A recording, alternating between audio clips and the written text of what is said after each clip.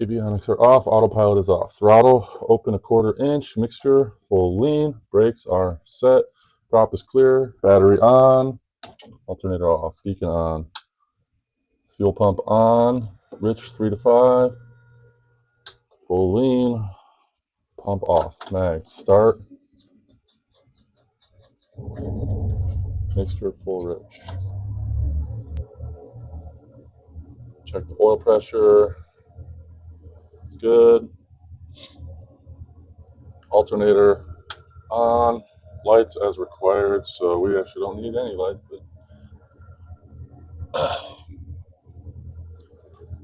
pre-taxi, flaps are up.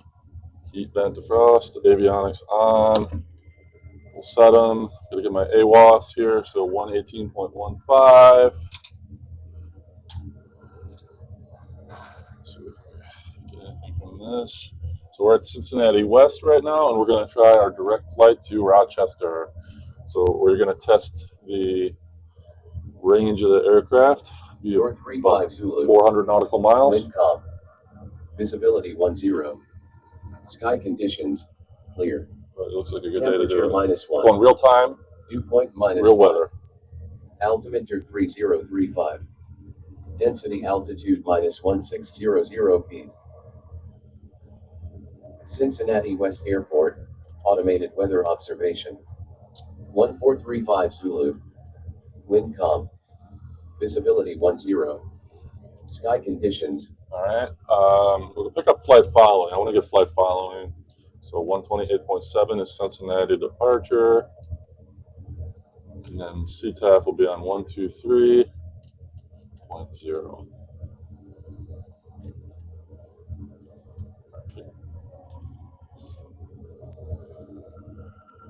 Okay. Let's make a call.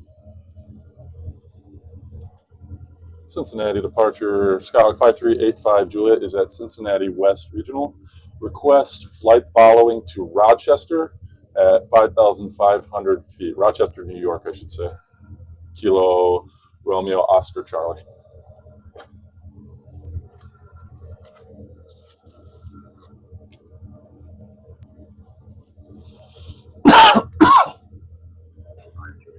Flight following. Say request. Yeah, no, I'm requesting flight following. 85 Juliet requesting flight following to Rochester, Greater Rochester International Airport, Kilo Romeo Oscar Charlie at 5,500 feet. Right now I'm at Cincinnati West.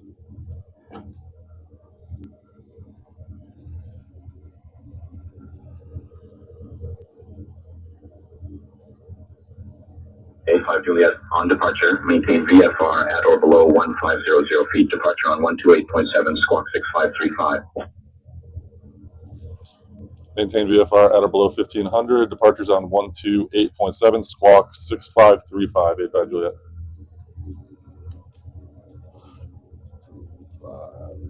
Altitude. A5 Juliet, read back correct. Departure, they said, is on 128.7, which is what I'm on. So now I can switch over to Unicom. I just got to remember to stay under 1,500 feet because we're going to be flying dangerously close to the Cincinnati Bravo airspace. We'll actually be under it.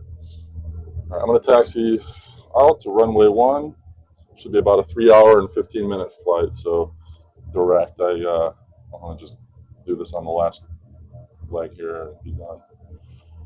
Be done with this. So we're going to fly out of Cincinnati. We'll go through Dayton, Springfield, Columbus, and then we'll graze through some of Cleveland, South Cleveland, Akron, and then from there, pretty much a straight shot. Won't really hit Erie or Buffalo. Stay away from the lake a little bit. But let's do it. So Unicom.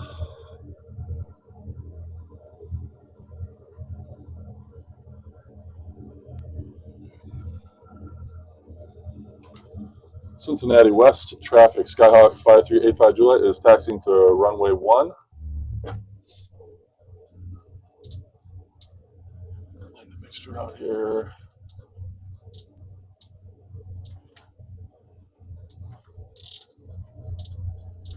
Just go direct to Rochester. Man, the encoders are so bad on this 430 right now. Looking forward to replacing this.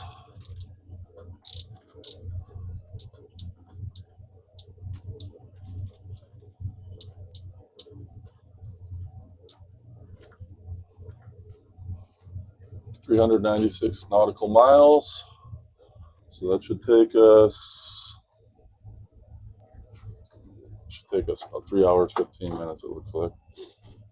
Okay, let's run through the run up. Fuel, both, trim is set for takeoff. Flight controls are correct. Annunciator lights are all working. Instruments, I think everything looks good. Maybe a little more RPMs. Okay, 1800 RPMs. Let's check the mags. Oh, what's up with the parking brake?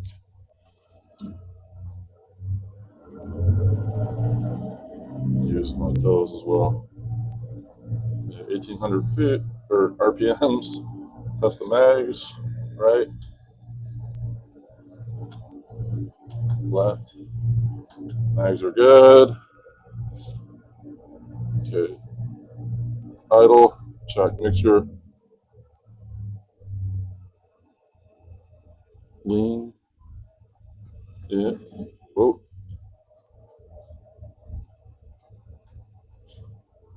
Almost lost my engine there.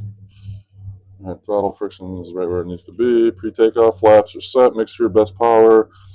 The pump is off. Doors and windows are shut and locked. Transponder is set to altitude, and I'm squawking.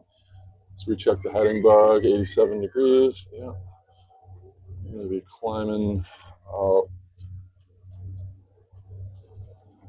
Depart straight out, and then make a right turn. Got to stay under 1,500 feet. Okay.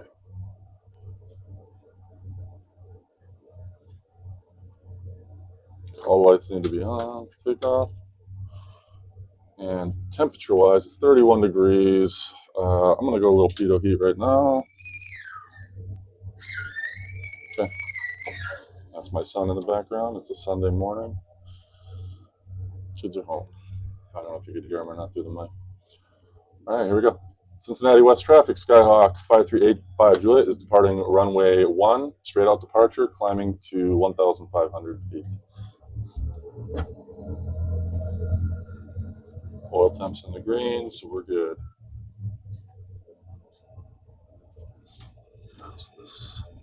Bringing the view in a little closer today for the last flight.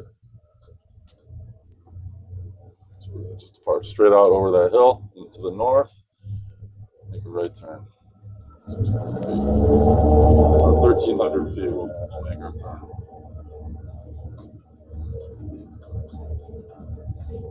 Looks good.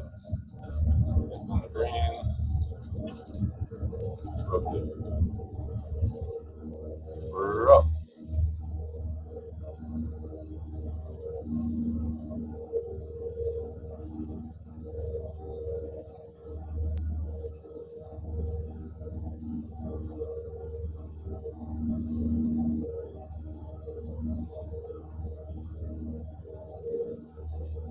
That's altitude.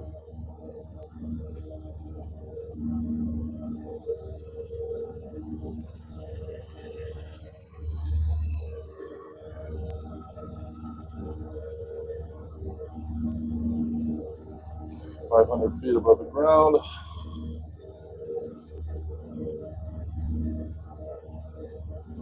Start.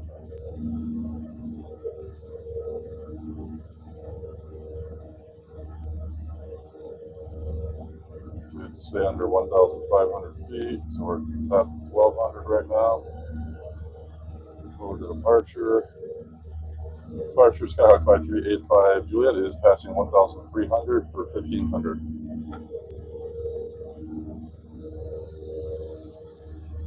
Skyhawk 5385 Juliet, Cincinnati approach radar contact.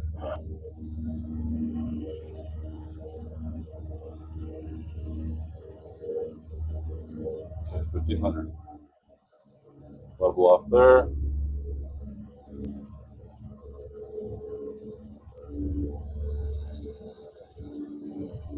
east.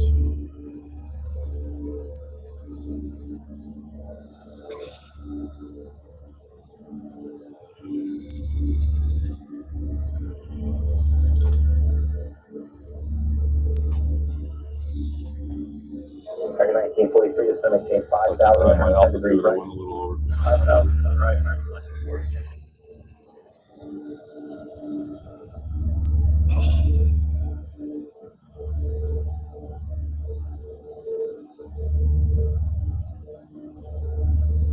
1,500 seems a little low here. Target 1681, reduce speed to 170, then it's maintain 4,000. 4,000.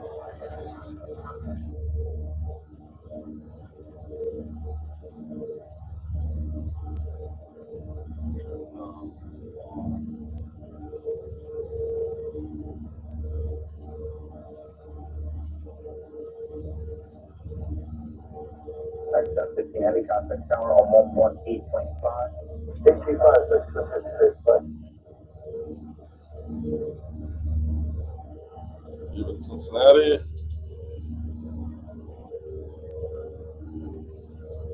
No wind really. 1681 traffic, 10 o'clock, 4 miles, heading on 787, heading out of 4,000. What's up, dude? We open a popsicle for you? 1681, cross my turbulence, follow that traffic, there's a approach to like 279. Hey, buddy. Jake, here you go, dude. Jacob. Where'd you go, bud? Go.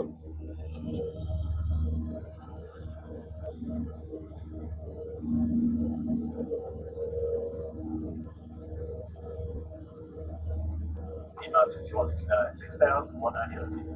P-Mod 6,169, first, 229, 99.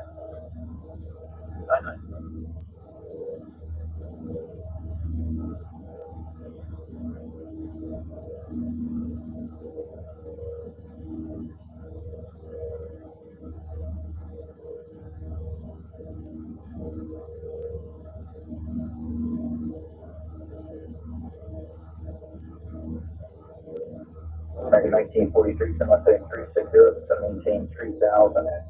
360, heading 3,000. Seems very low still.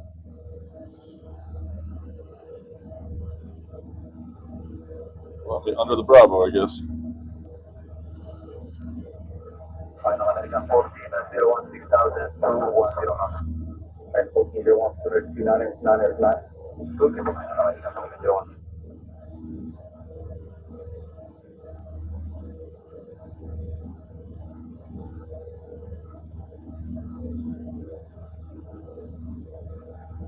American 1681, traffic to down 118.5 today. 85, good day, American.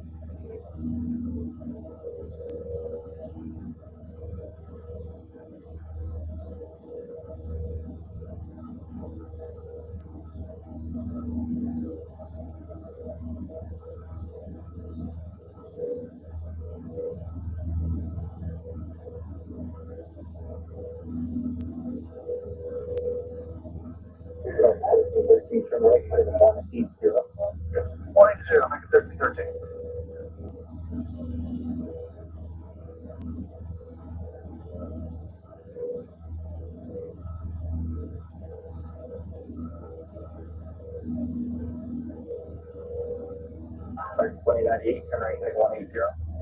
Head 180, American 2098.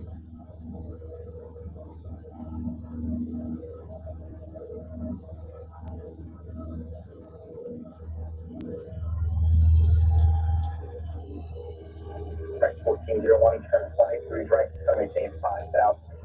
So the right, 5,000, 1401.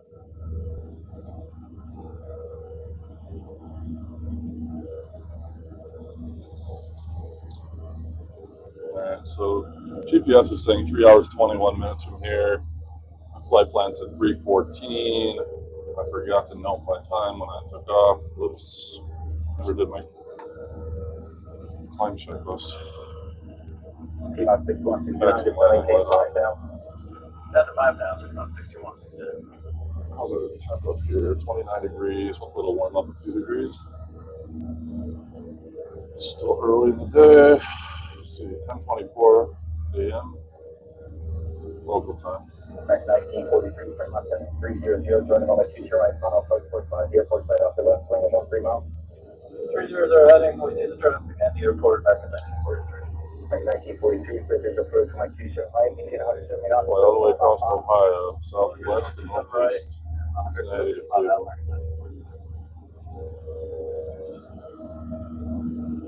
Is this town? Hamilton? Or Hamilton, Ohio? Yeah, we're doing that. That's what we're doing.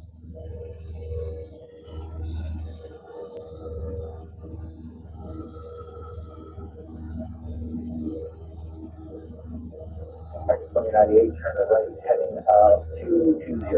Heading 220, right to 2098.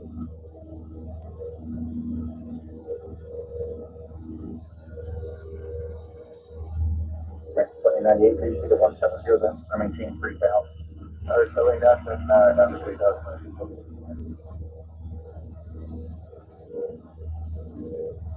I'm still under restrictions here. It looks like it, yeah.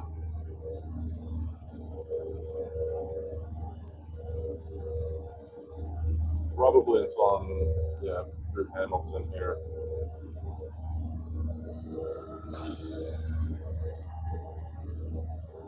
I'm gonna climb.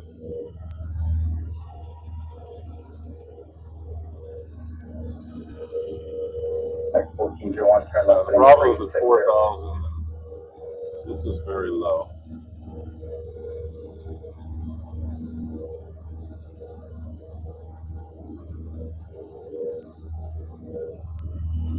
Departure, Skyhawk 5385, Juliet. Climb into 3,500. I'll stay below the Bravo shelf.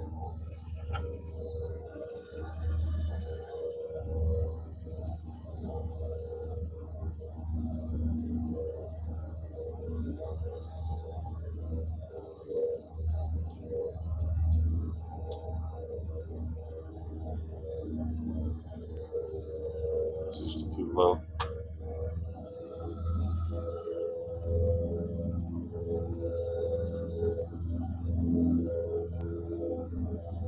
I like the 1401, turn left, heading 360.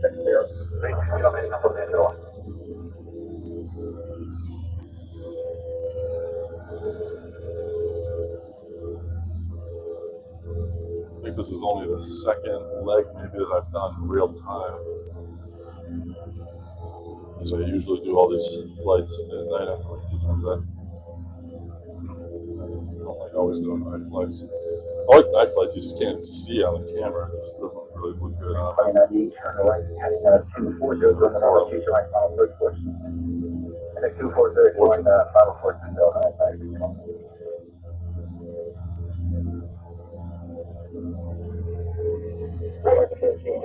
Airport is 10 minutes, 3 o'clock, and 8 miles, with the airport close to. And American 1313. Climb up to 5,500. Curvish 27 right, 949, 347, American 1313.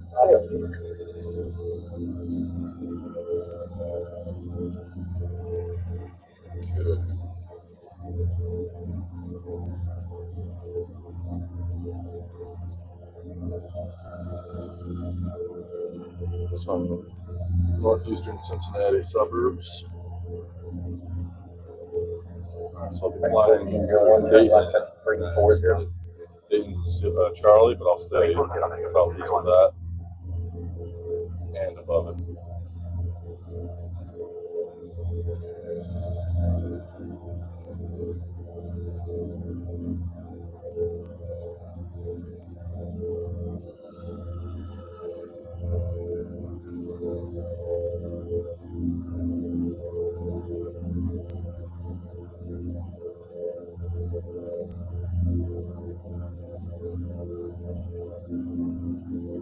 Right, 1401 is 17, 3,000. 30,000 on a couple of minutes. This is still the Ohio River. Nope, Great Miami. Didn't know that was the thing. Was a little small video, man.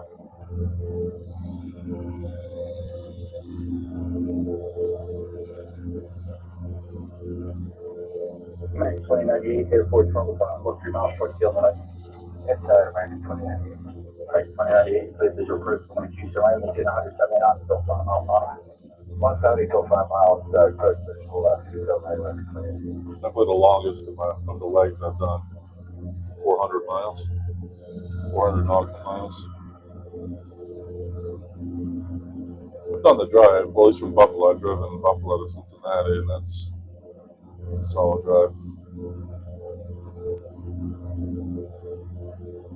Let's say 7 hours. Probably 7.5, 8 hour drive from Rochester.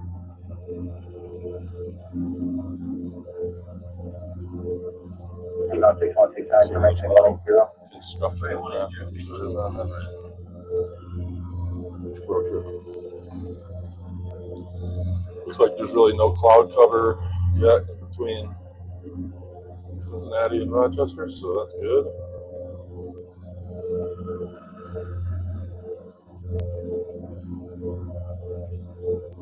Actually, 1401, reduce speed 170. 170, I'll make a 1401.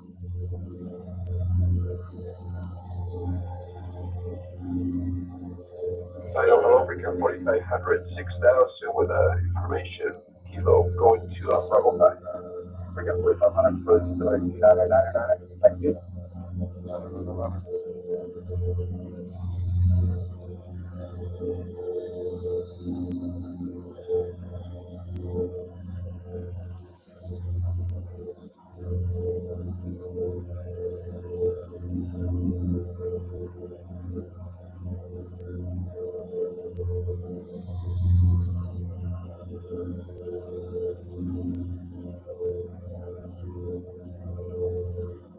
Max 1401, turn left, heading 300, turn 1 to 225, first course. Left, 300, join the course, American 1401.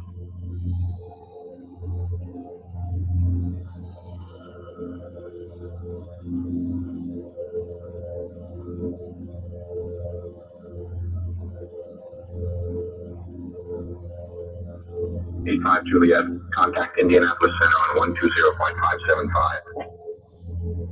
Over to Indianapolis on 120.575. Have a good day.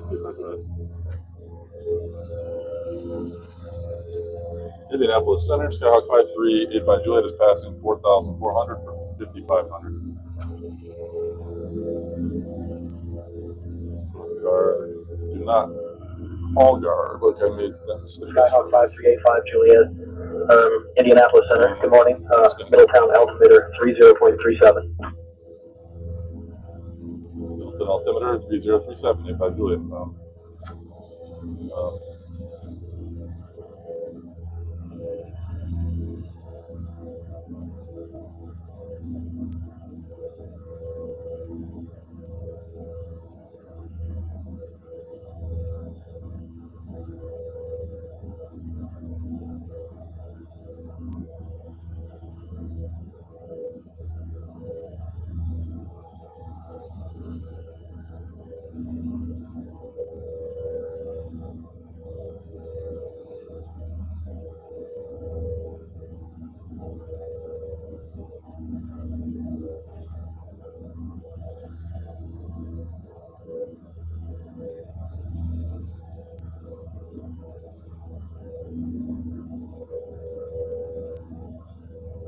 5,100.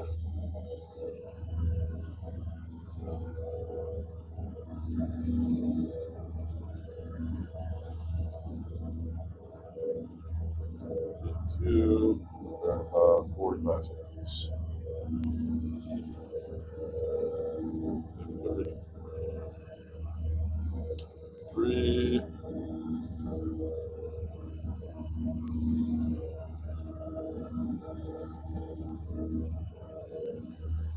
10.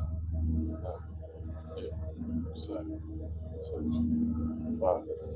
4. 3. 2. 1. And cruise. Mixture. Some fuel now.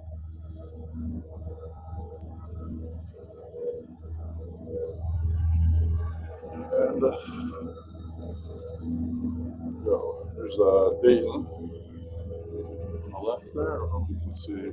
Actually, you can't. So the panel here is blocking, but my seat, I can see all the way up to the TV, so you can actually see Dayton through there. The way I have the panel set up, I have it set so it only blocks the physical panel on the sim. It doesn't block any windows. It doesn't look like that on recording.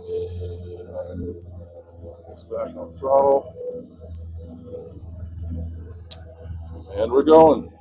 Cruise altitude, 365 nautical miles to go. Ground speed right now is at about 120 knots, so it's about 3 hours.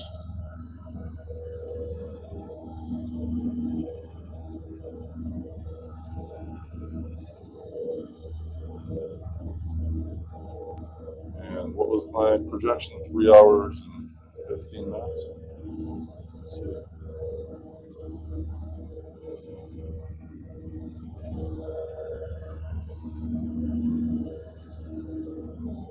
This is all the Dayton on the left window then.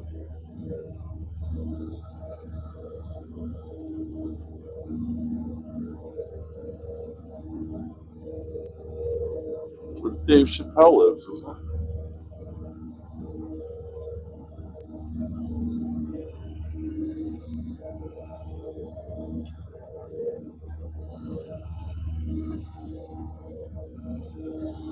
Okay, this is gonna be a long one. I gotta go get an edible.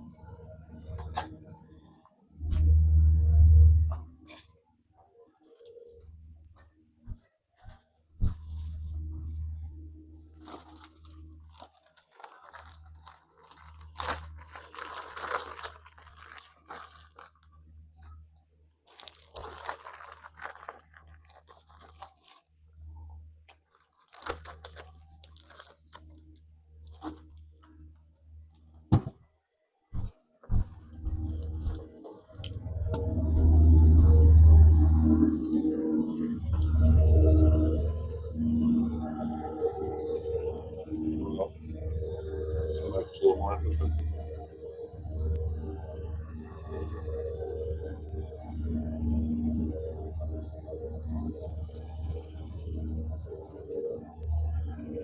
Should be all set for my line.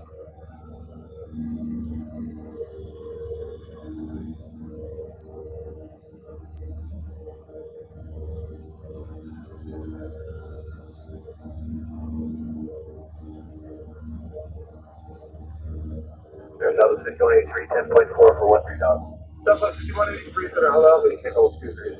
Maintain commercial, something going.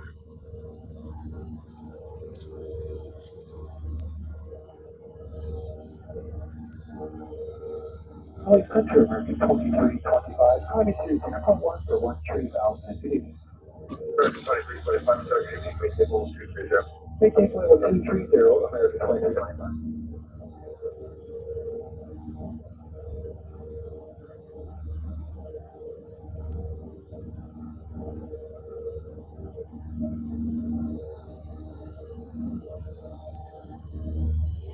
So if I make it today, this will bend 9 legs. But honestly, a couple of them were kind of short. Like the first leg, especially from Oakland to Tahoe, that was really short.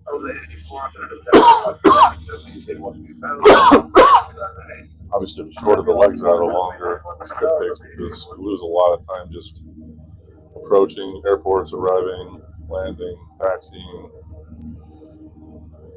all that. So I think most of my legs are between 2 and 3 hours. This will be probably the longest one for sure. I might have had another 3 hour one. I can't remember. 2 seemed like the magic number, but I didn't feel like flying to Pittsburgh and Pittsburgh to Rochester. I felt like I could just do this all at once and be done.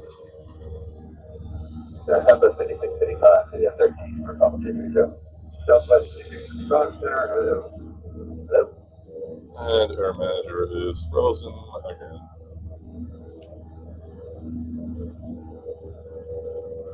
Never had issues with it. Never had issues with it. That's So like I 283, contact wonder center. if there's like an Oh, update or I'm something on this. 233, yes, I'm 233. Affirmative. All right, contact center. Or just reinstall it.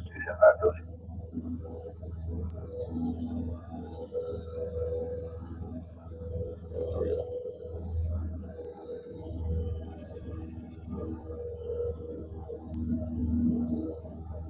That's 339, approach 2435. See you up later. 2435 will see you around.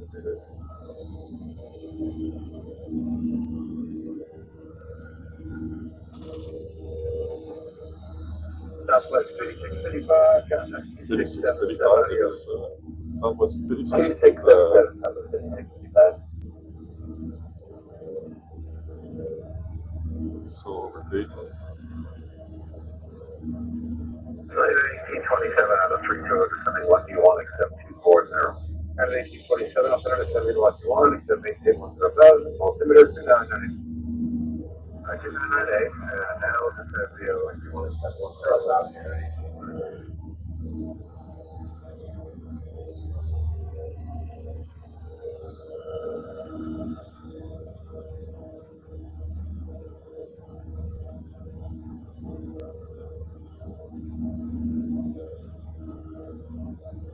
Tuned it to some VOR.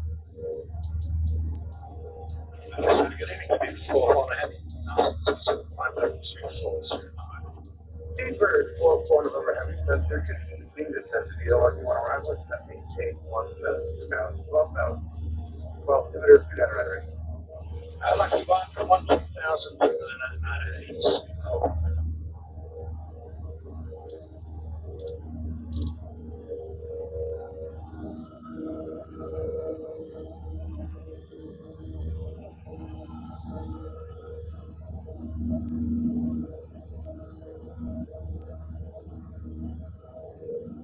United 987, contact center 132.42. 3242, United 987.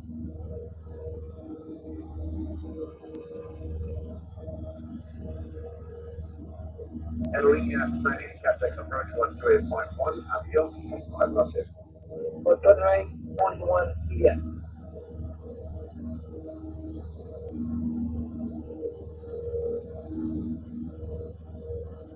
There's the Dayton Airport.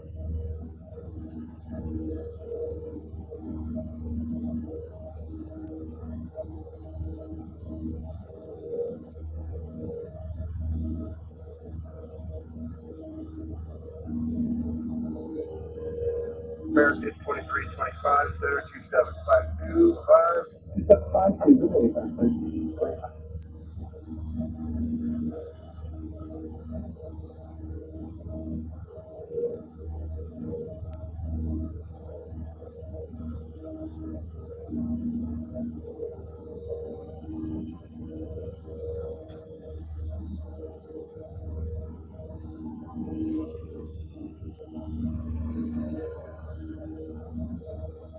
Definitely 19, contact approach. Springfield Airport, straight ahead of us. 2435,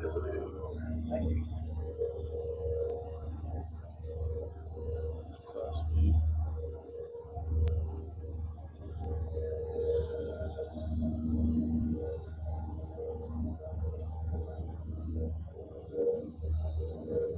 Delta 80 before you catch the guy in front of you, start slowing him at 70 feet on your aisle. Go start slowing him at 84. Springfield, Ohio. But that's from The Simpsons when they were pretending that they were giving away where they lived. When they were out, Marge was talking about her address. Springfield, like, and then the neighbor Maud, like, knocked on the door. She's like, Springfield? Ohio, Maud? Ohio, Maud. 500 climbing, flight level 230. American 480, center, taking King.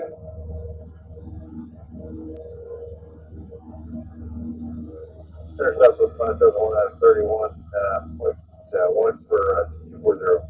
Southwest 5001, Center 17, Lucky 1, except maintain 1,000, 1,000. There'll be a Lucky 1, except maintain 1,000, 98 meters, so 571.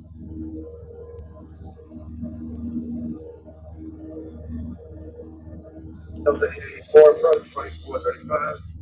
2435 to 84.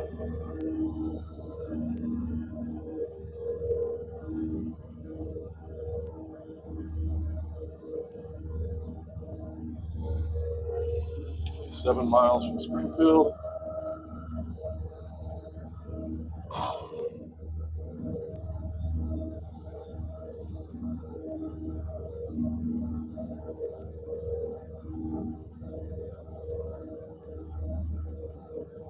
American 480 Center 2677 so 5. 2677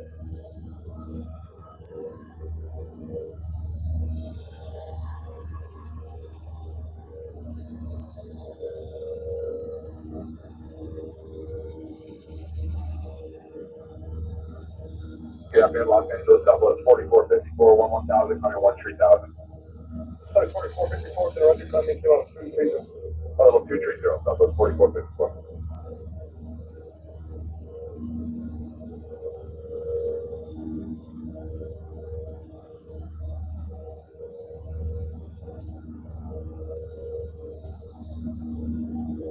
After I finish this leg, I'm going to stop recording for a little bit. I'm going to start practicing on piloted again. Get ready for my eye ratings. It'd be kind of cool if I did like I don't think I have enough followers. I think you need like 1,500 followers to live stream off your mobile phone, which is how I record these.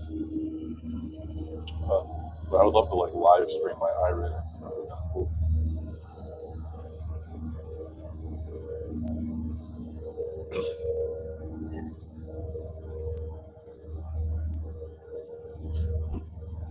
Yeah, 2074, maintain 3009.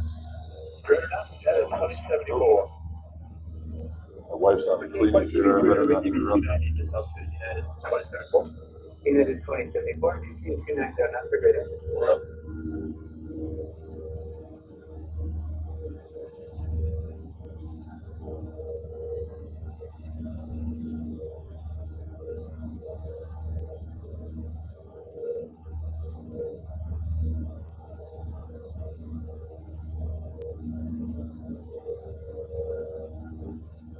Target unit Southwest 3341, 321, SMC, 21 arrival, 1724. Oh, 3341, there, us.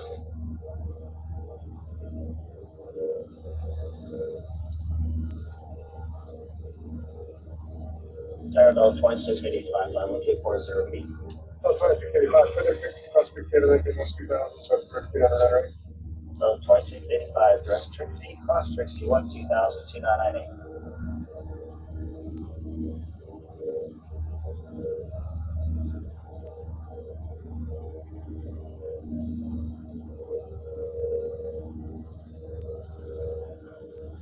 That'll be nice to do some Delta 2685, shorter pilot edge flights too. 2685, speed of 0.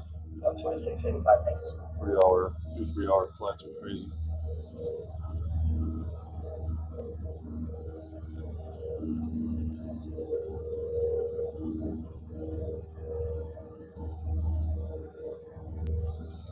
Connection 124.35. 2435, United.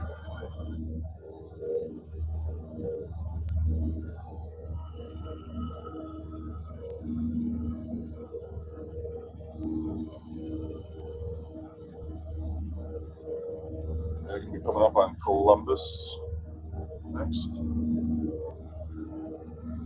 Buckeyes. Alpha 3341, connect Jack, cross Jack, animation 10,000, go to 1309, right?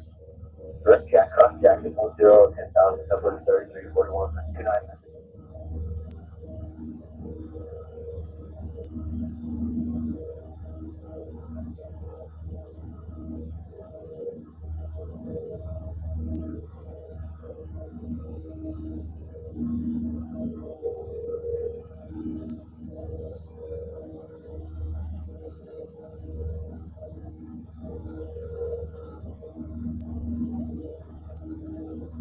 Alpha 6583, got a 13,000.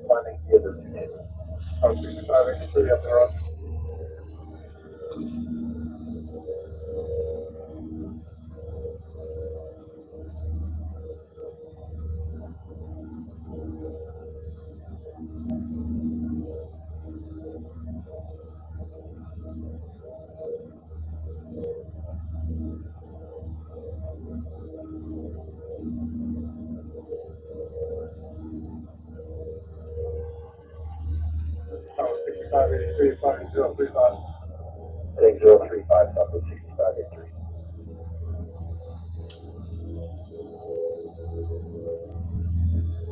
Southwest 6583, got 026.77. 267, 127, 6583.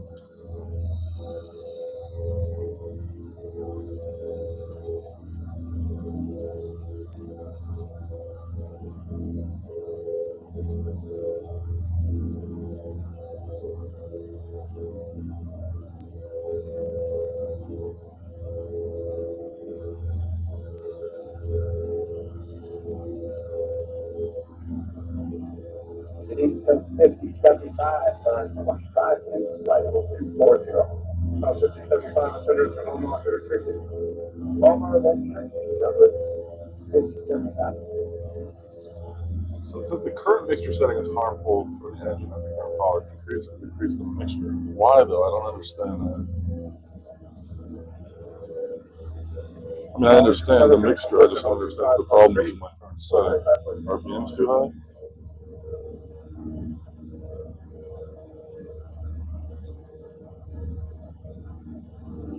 Right there. Hello. What's up? You guys bored? 43, contact center, 133.2. 133.2, American 43.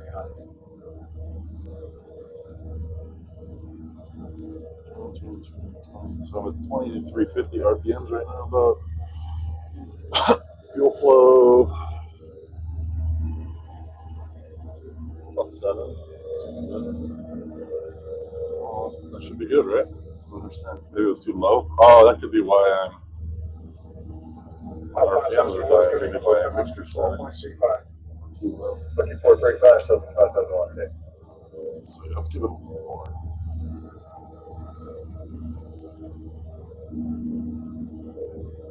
L2685, connect with Houston, Austin 4.35. L2685, 2435 east.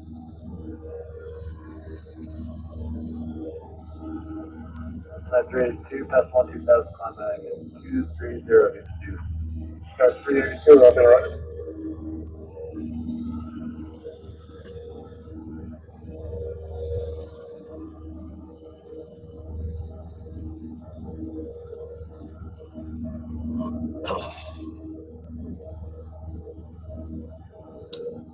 After this journey too, I'm gonna, like I said, I'm gonna replace. I'm just gonna get this 430 out of here. See if I can't send it back. And just do like a little touchscreen monitor. Hook up like a 650 style. Because doing my high ratings with this, with the way these, if I have to load in a procedure or a waypoint, it's way too messed up. It takes too long. Just it skips letters and numbers, or it goes backwards when I go forward. So it's too hard to load it in. And I could probably replace the dual encoders on it, but I feel like the GTNs are what they're putting in planes now anyways. And it's not even reserved for expensive planes. Like you get a GTN 650 in any Cessna.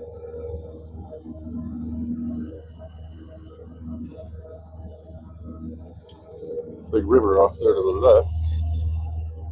South 3341, That's not a river, that's a lake. 2435, that's a 34. So tell me what.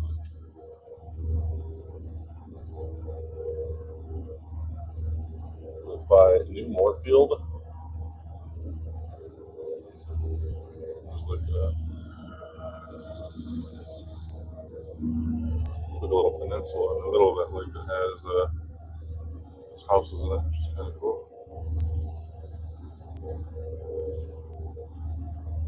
That's 382, that's 6.77. All right. Mechanicsburg on the left coming up. Before I know it, I'll be hitting Columbus.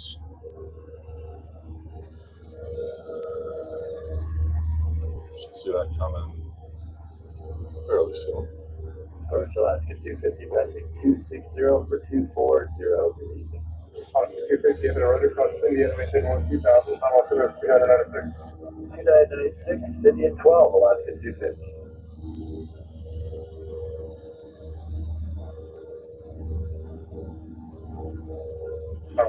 275, connect on board, 724.35. So I had a full tanks. Filled up the tanks. It cost $180. And I charged the battery. 36X2 is right.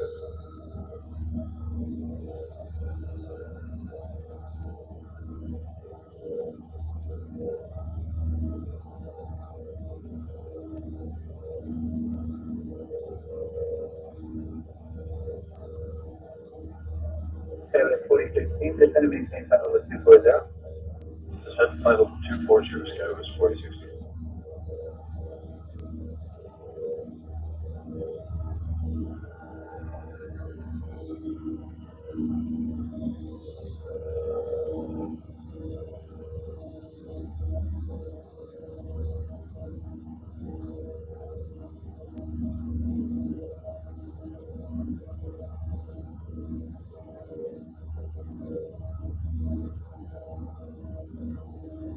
Oscar 250, connect on board, same way, same right now.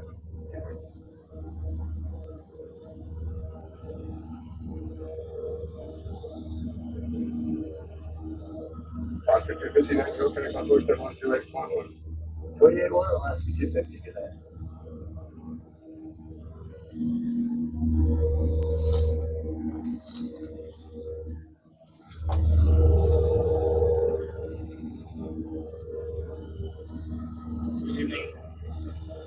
Judge, one second, 2655. There's 521 within a right across 1 2 miles, south of Holland and 1 2000, both on Holland at 12 on Ferry Lot 294. Yeah, it was at 12 and then, They're called Choctaw. There's 521 across 1 2 miles, south of Holland and 1 2000, both on Holland at 12. Oh, behind that land. There's 520 12, Therefore, south one of Holland minus. at 12. and 12 South Element.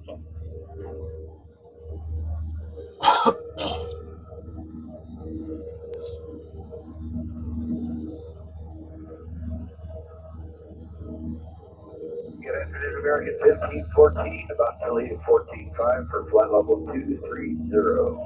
And 1514, is that right?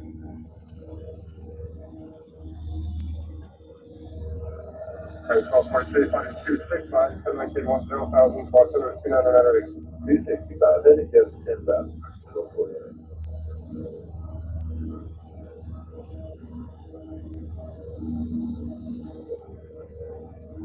Next 12 March 80, you can expect to go next Jackson, get both sides, and you can get most traffic, you can expect to cause Jackson space. We'll expect all that.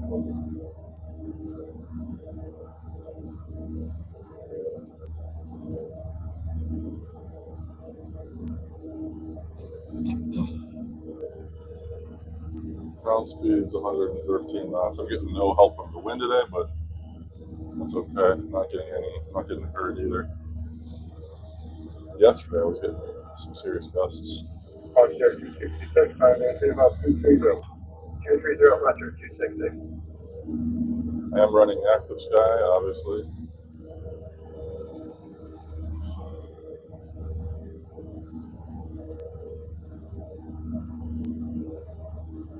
As I have been this whole trip. Council 36, Jackson, you got 6.77. 2677, 39. Good day.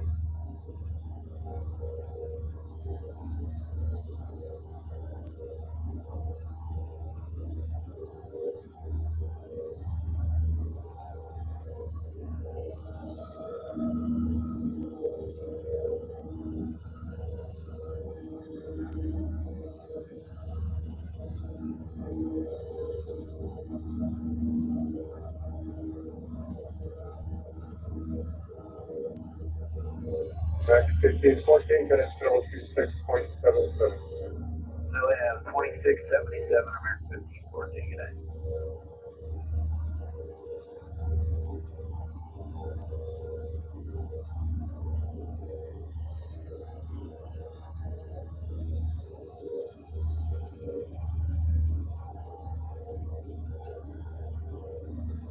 clouds still good between here and Rochester.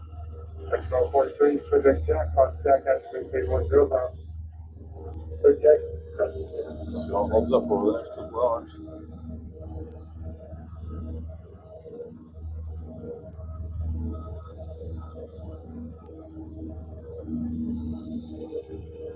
That is 2984, contact center 126.75. 2675, for Scout 2984.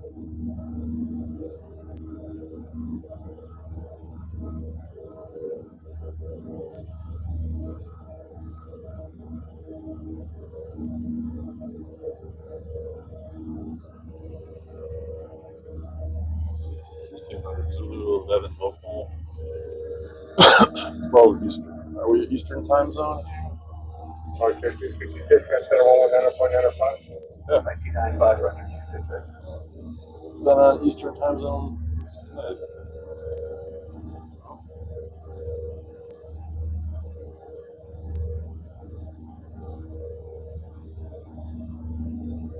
Yeah, we got a nice pocket of clear skies for the most part, or I should say, low, high visibility. There's clouds way up, but not at 6,000.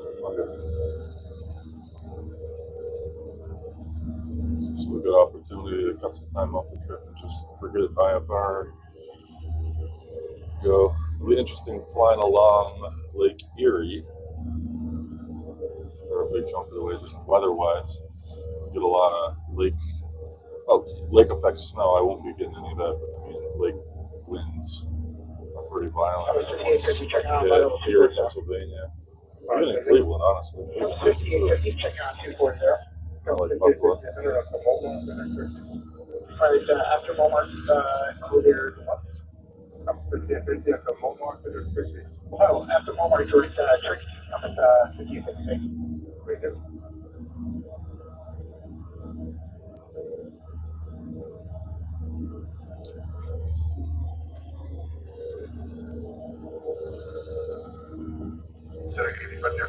Just made a big mistake and realized I had my fuel selector set to left only and not both. I looked at my fuel gauges and noticed my left fuel tanks are significantly lower by about 6 gallons than my right. Sure enough, I guess it's good because I weigh more on this side of the plane. So even out the balance a little bit, the weight. But no, not good. Thought I did that on the checklist. Take off. Down to 1-2000, shift forward. Run up. Oh yeah, on the run up, fuel sent to both. I thought I checked it. Can I just go through the motions and touch it and actually? There's another mistake. I think what I'm going to do is count up every mistake I've made. 25 trees, like shift forward. Write them down. Remind myself that I should probably not be doing this in real life. I make a lot of mistakes. There's Columbus. We're passing Columbus, Ohio right now. Or about to pass it.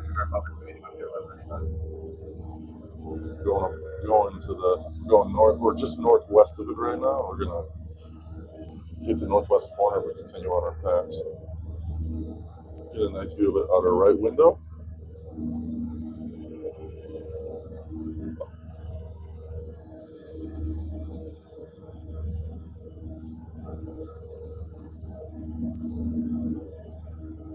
Yeah, it's 1303, level 300, Walmart, 40. After Walmart, direct. Here we go again. Oh, wait a second. Was it Active Sky that did that? So it looked like Active Sky reloaded, low fuel, right? Absolutely not. RPM's not working. I wonder if that's Active Sky that's screwing up Air Manager. Because as soon as the Sky reloaded, Air Manager like crapped out and then came back. But that's what it is. And that would make sense because I've never had issues with Air Manager. Then I started using Auto Ortho, stopped using Visual XP for the Visual Enhancer by Reality XP, and Active Sky rather than Real Weather, along with using a new plane. But that's when I've noticed these issues with Air Manager that wasn't happening before. Really good view of Columbus. I don't think you can see that though. So it's like right, yeah, not really. I'm not really getting a shot of Columbus much, but it is. State capital of Ohio, I believe.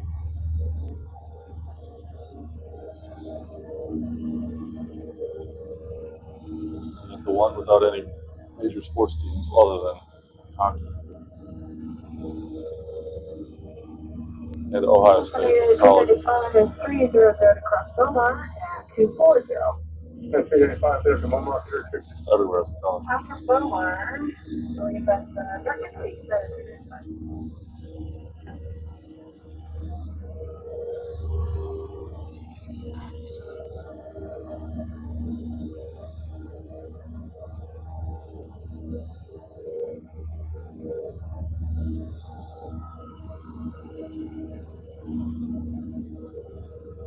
This is going to Columbus, Ohio. I said exact cost check and anything 10,000, sending out 200. Not Columbus, Georgia. See those two letters next to the city? That's called a state. What else you got for me? What's it called? WizKid?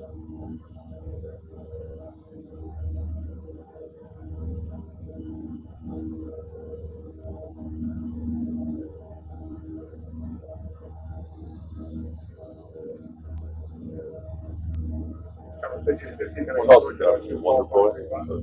2435, Compass 50.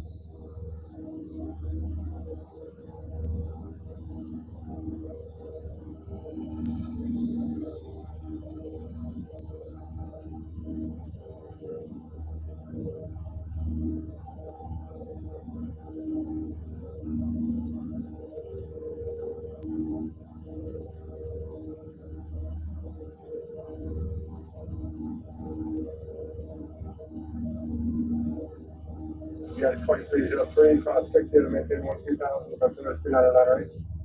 Let's take a look at the weather here and we'll see if I'm going to hit any, if there's going to be any icy conditions or turbulence.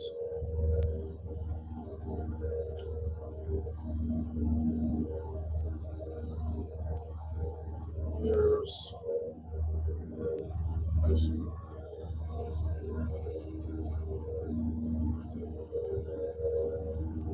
Oh. Thanks, yeah. 395 for 15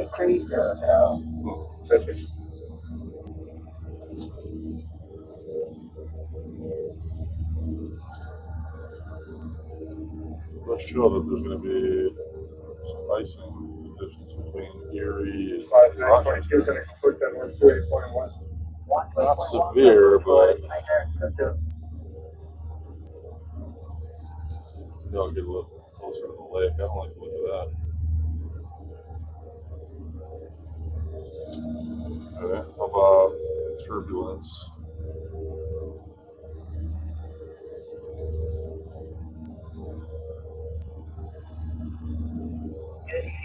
Flash 290 for 240. 651 to Roger Cross India, maintain 2000, final center 200. Cross 812, Alaska 220.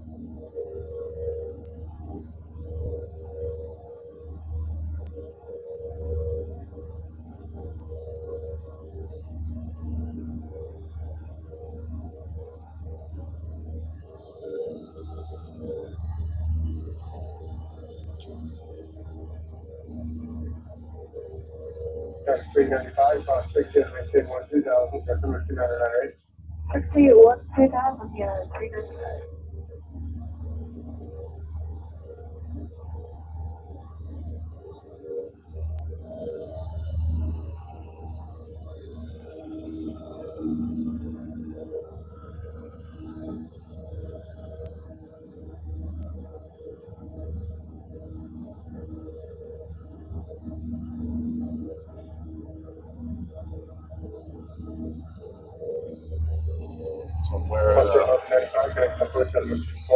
Gotta wear this today.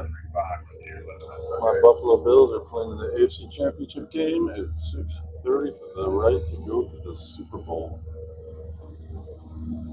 God help us, just one in my lifetime. Please. with 3697, contact Don't center, need a dynasty. 13312. Just want to see it once. 3627, 3697.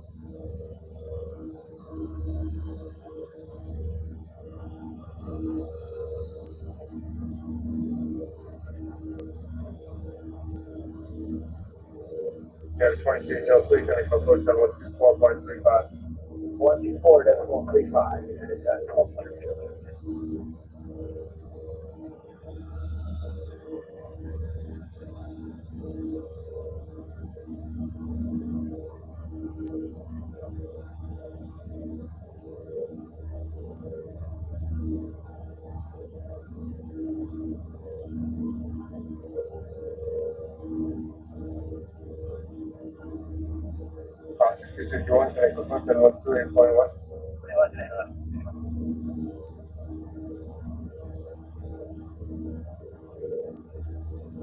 Yes, 395, can I conclude to 124.35?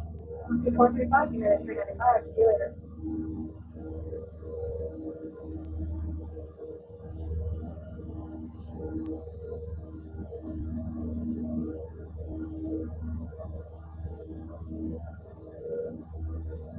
Okay, Southwest 4124, defensive level 280 for Bomar, and level 640. Negative 300 there, right?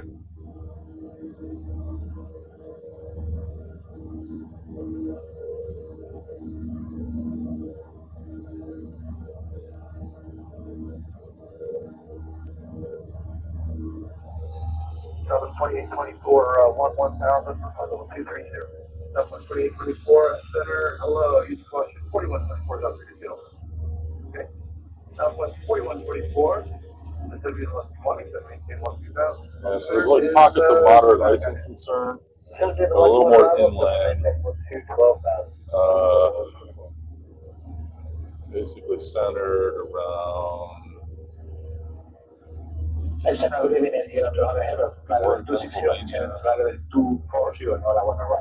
Pennsylvania, and up to what's up here? Tonawanda, Ashford. Elkerville. Okay, so basically, there we go. Elkerville is like a normal place. So basically, the moderate icing ends at Elkerville, which makes sense. That's all higher elevation. It's where all like the good ski hills are in the area. I'll just steer clear of the hills on the traces of icing.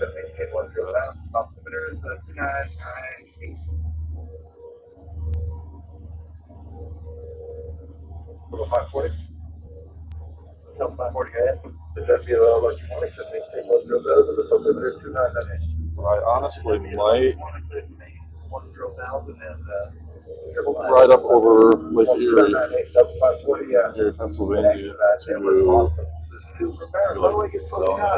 Yeah,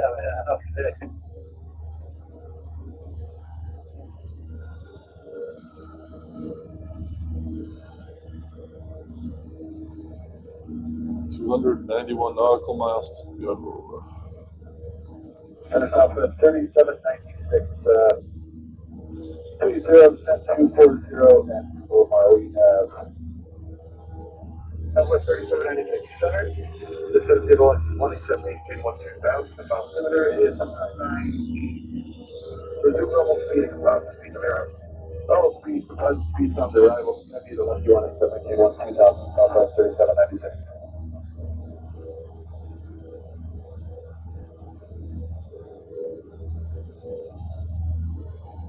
I gotta get an altimeter reading here.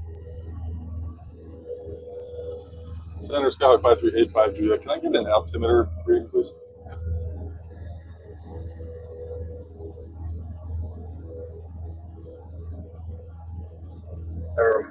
A5 Juliet, Kilborn altimeter is 30.33. 3033 85 Juliet. So why am I? Here we go. Air manager. See, craps out again. See if I just leave it if it kicks in.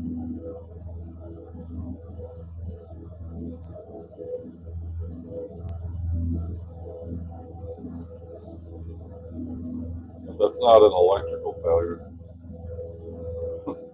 Or the vacuum pump, I should say.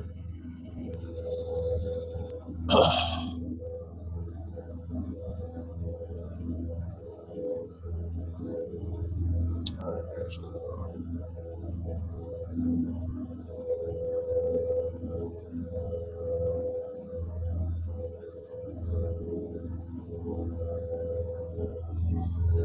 Southwest 2824, contact 12677.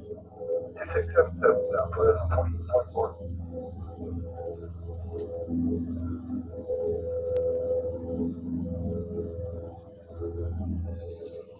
Hi, buddy. Want some goldfish? South American 2490, 924, landing 1313. South American 2490, Southern climb, maintain all 230 left. 5 climb, maintain 51230, American 2490, South.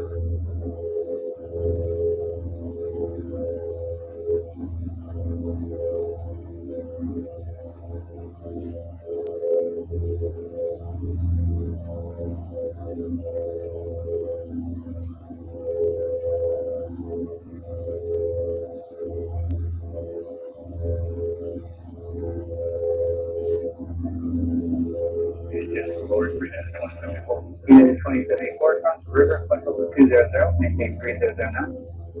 Right, crossover, flight level 200, United 2034.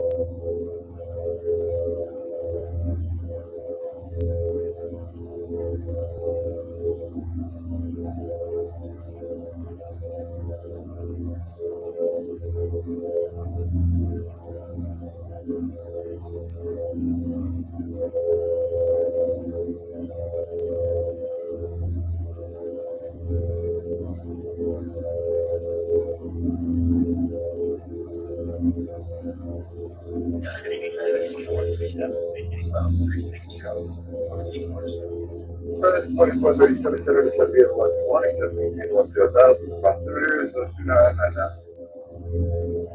Let me get a lucky one, it should be 100,000.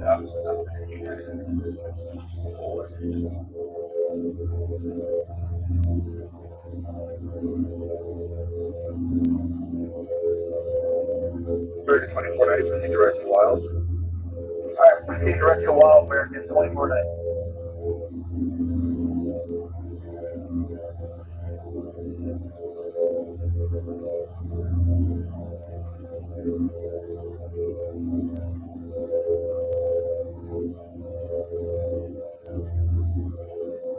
Area 300, contact approach, was 3.1, I guess, November.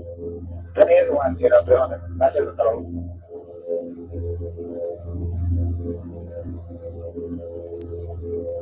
Southwest 31, Southwest 4124, contact approach 2435, July. Push 2435, Southwest 4124, you have one, please. Yes.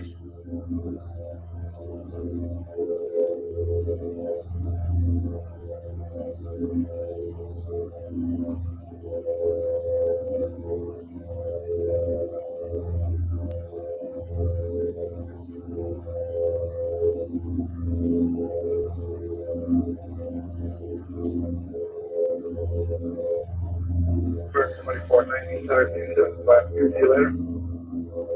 127.7, American 2490, take care.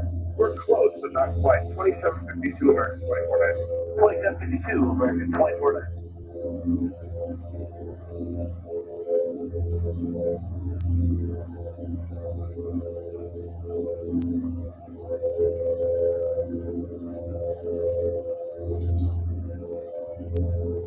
Southwest 3796, contact approach 2435, see you later.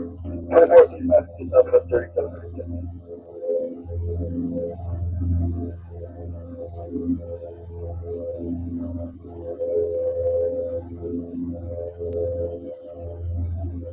From 540 approach 2435, thanks again, have a good night. 2435, Delta 540.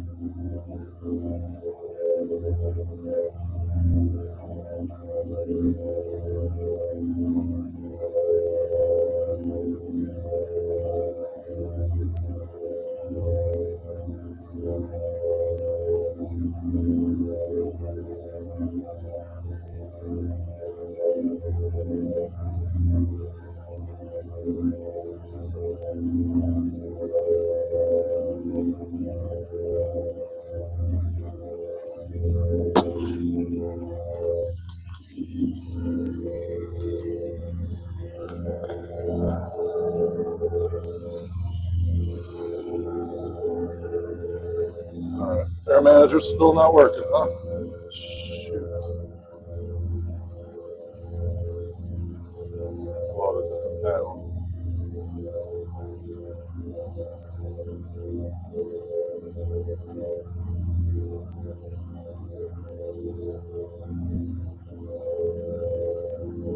It's just dead.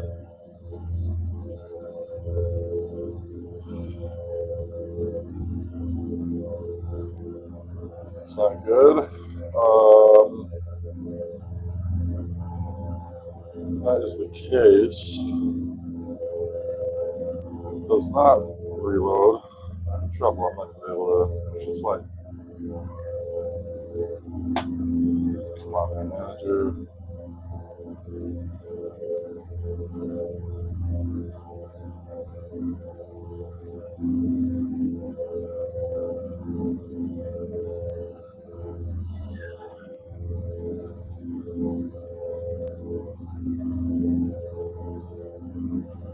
Okay. Let's try closing active sky.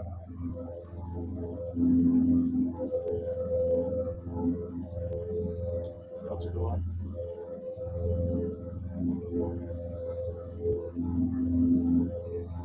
Or is it auto ortho? Yeah, it's not good at all. So I've never had this happen, like where it's this degree of failure.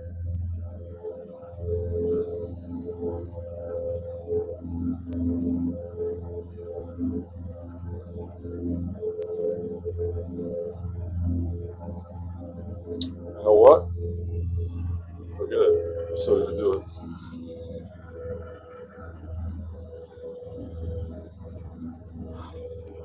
It's auto ortho.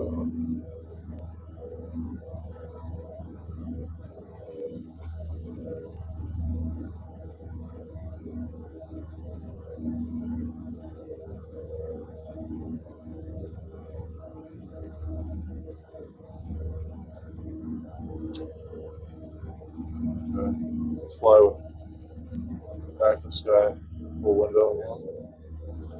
Alright, active sky is fully off. Let's see if I can load air manager now without active sky.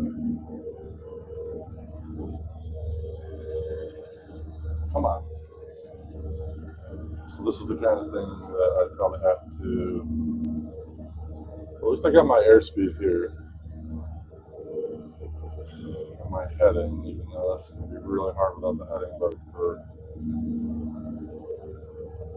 Well, the visibility is good in Rochester. I can do it. I know the airport really well. I can't see my fuel. I have no idea how much fuel I got. Damn, come on.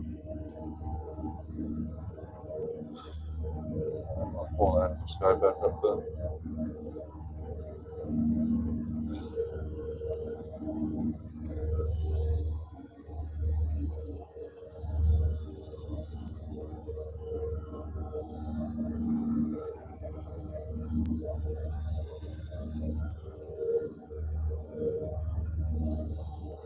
So I have no idea what my altitude is.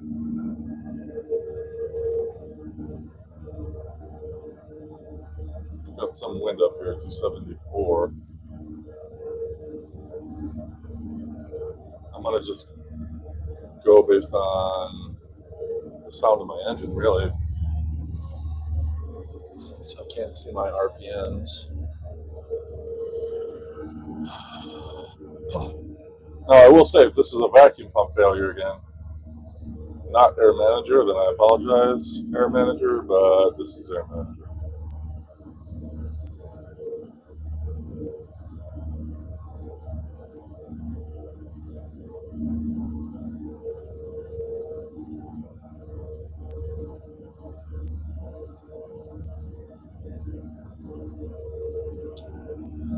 guess the only other thing it could be is the ortho, but I bet once I shut the computer down or close out X-Plane and reopen it, it'll work fine. It just sucks that this is happening during flights now.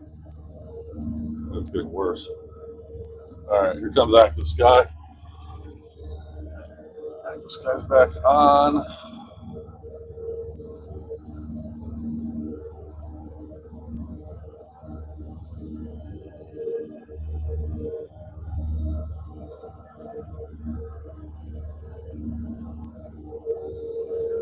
Alright, let's try Air Manager again.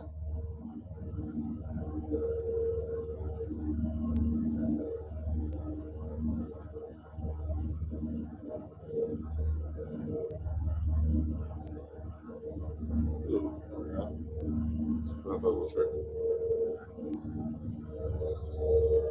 Nope.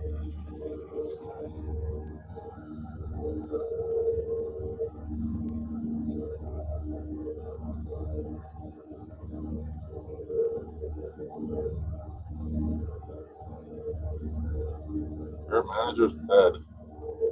No idea what my fuel is. But thankfully I fill up the tanks so that according to my calculations was plenty. Why is this taskbar on? I feel like this whole system is going to crash again and I'm going to have to finish like doing 2 separate flights. I should probably just land.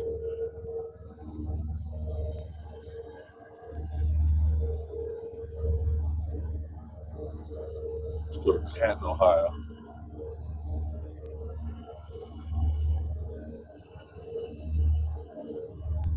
See Hall thing. No, I'm not going to do that because I don't have my gyro working.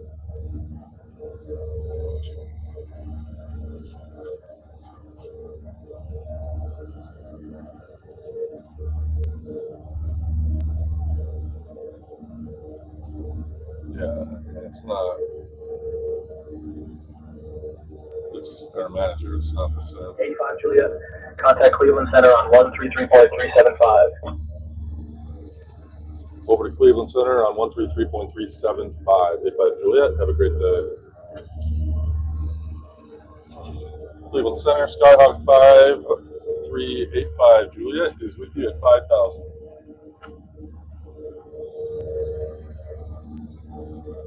Skyhawk 5385 Juliet, Cleveland Center. Good afternoon, Belleville altimeter 30.29er. Altimeter 3029er, 85 Juliet.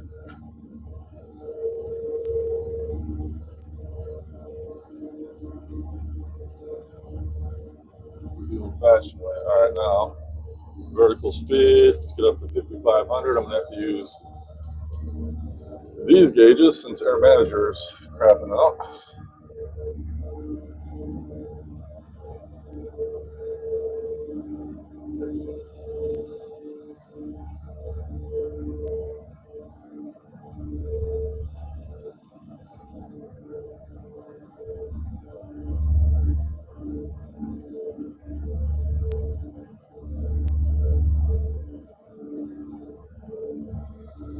More power.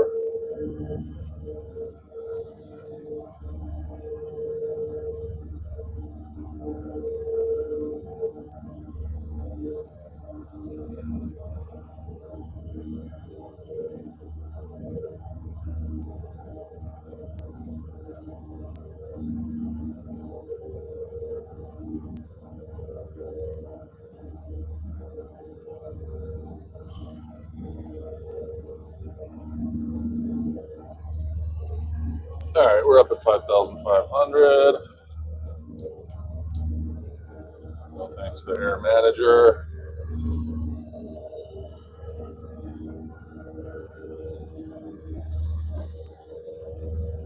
Not mad at them. I know shit happens. Oops. Like, see, I just spilled my water. Shit happened. It happens. What? Shit. I got my beer.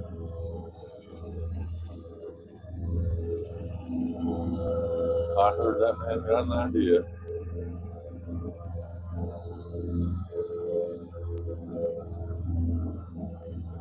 Yeah, you can just feel and hear it. Like, you know when the engine's running, right? You don't even really need to see the heartbeat. Well, you do.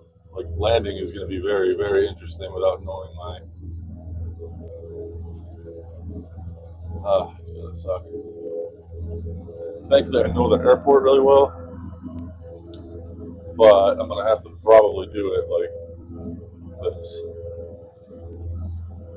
Probably going to have to do it like this because I'm going to need my heading bug, I'm going to need my altitude and my speed, which I can get my speed off of here, but I can't get my altitude. Or I could just do an ILS approach, treat it like IFR, and lock on to ILS in Rochester. That might not be a bad idea as well. I bet I'm running at like 2400. Let's see. Oh, no.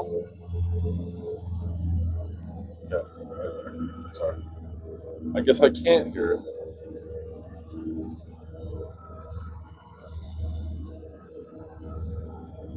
Like we're about 2 hours away. Off to our left, I can see an airport city. What is that? Mansfield and Lexington and Ontario. Lincoln Heights. But the airport is Mansfield Regional. 255 nautical miles from Rochester. Not quite halfway. 198 will be halfway.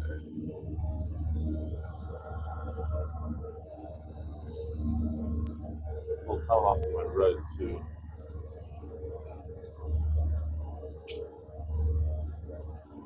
I lost.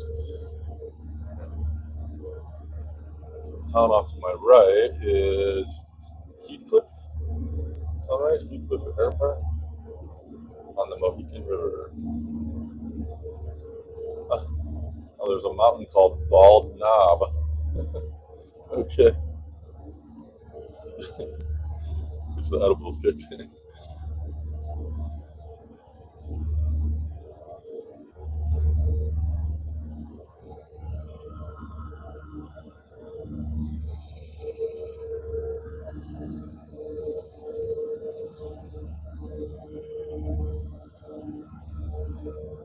Should probably fly over Bald Knob, get a look.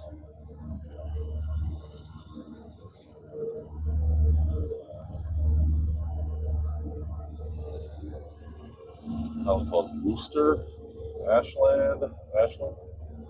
Once I cross Worcester, that's where I gotta be aware of icing conditions a little bit. That's where it's gonna start getting. Oh,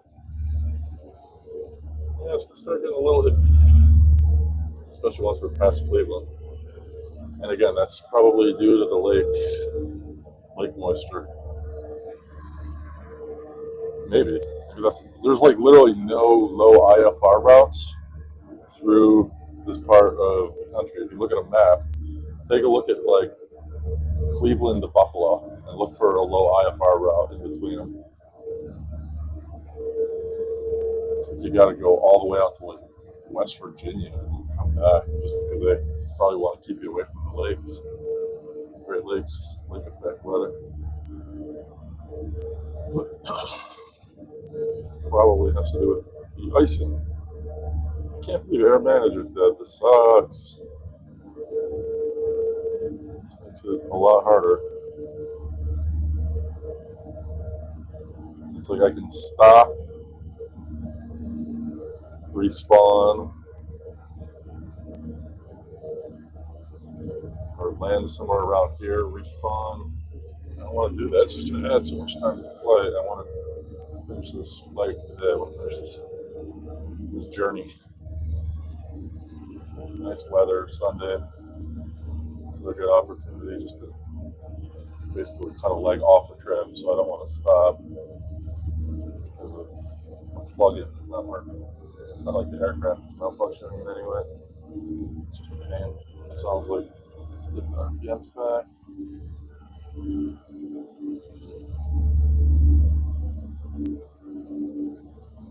Hopefully the stall horn works.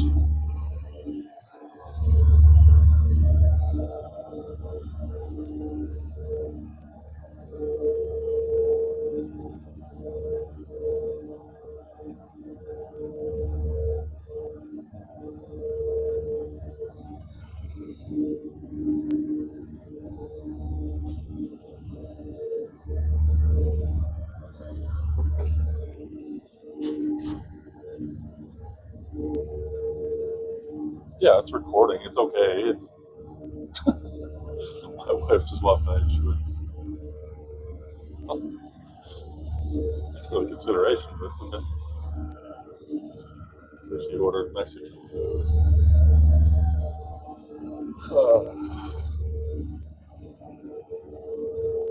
Can't eat a bunch of Mexican food on Sunday.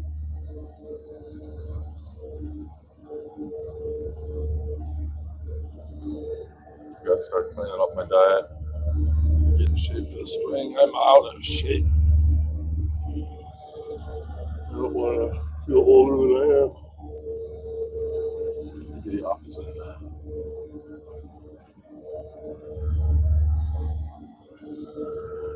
Although there was one discouraging statistic that I read about exercise,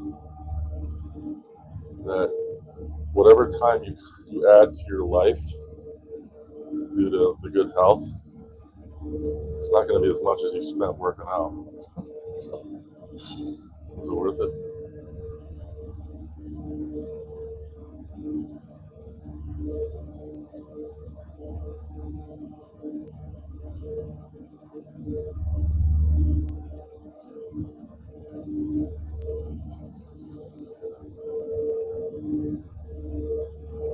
Let's see, a school, parking lot, track.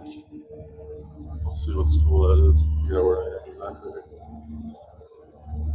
That Lake Fork or Funk. Let's see. Yep, there it is. So what is that?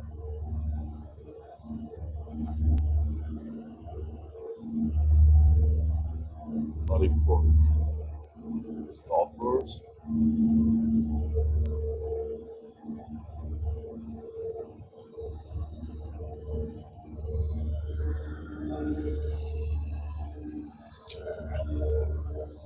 So we are past Columbus comfortably.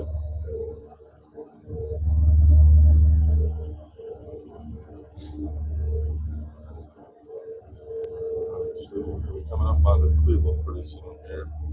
This first town is called Worcester. There's an airport there. Oh, yeah, Worcester, Wayne County. So it looks like Worcester is the first town that we'll fly through, and then off to our left is Ashland. Just past that. So we're between Ashland and Worcester. We're going to hit the Cleveland Metro. Now I got to be careful here. Hold on. Ooh, Bravo airspace. So 4,000 to 8,000. I'm going to be pretty close to that. Yeah, look at the IFR map. There's too much going on right now on the screen. IFR low. I'll be alright. So I'll be, if I nick the airspace, I would actually violate, go into it, but I'm going to stay to the east between Akron and Canton's airspace. Akron Canton and Akron Fulton. That's Class B, that doesn't matter. So I'll be going just east of Kent State University. So I'll probably see that. But I will not hit the Bravo if I stay on my present course, which I will.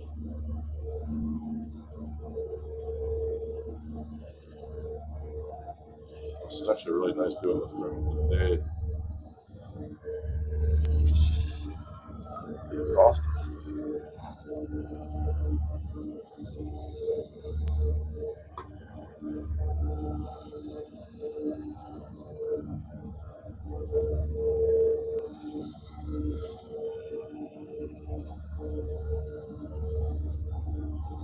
Manager.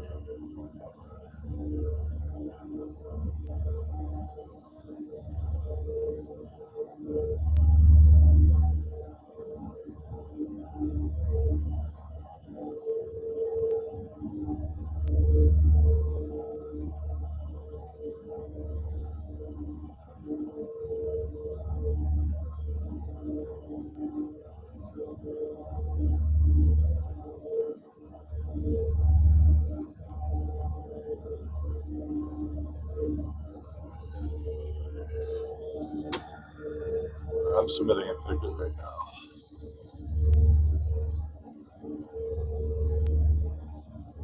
Well,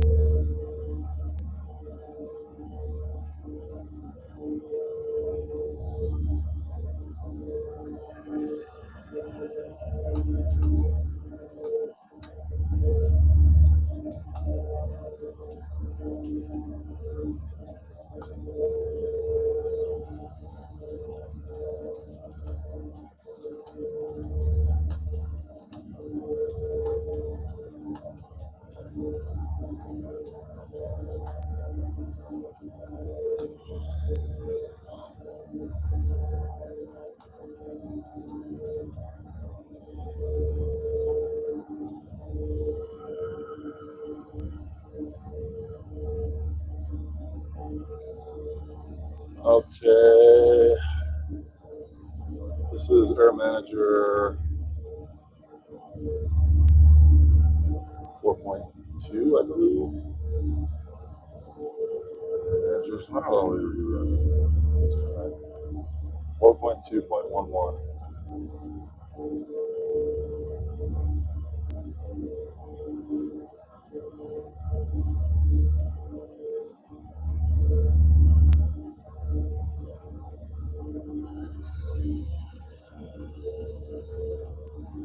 See, it's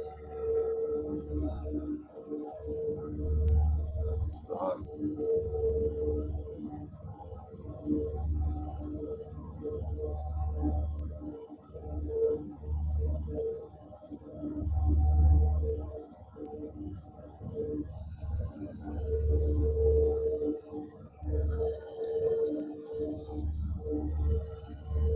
Operating system.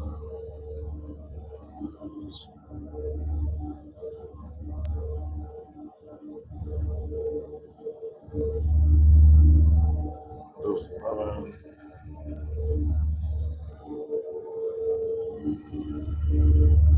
Attach files.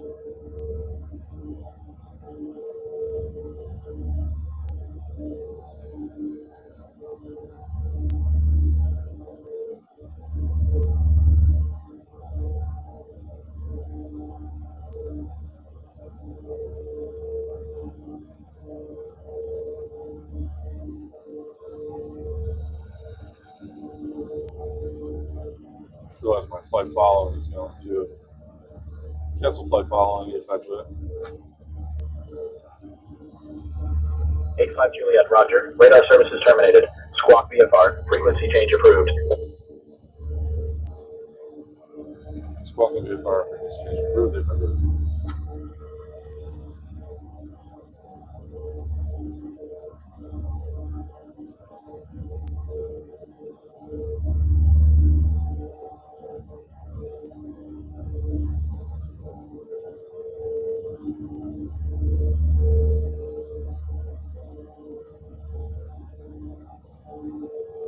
I don't know where. This is the thing I don't. How do I attach a log file? Hold on. Without crashing my little simulator. See, like this one.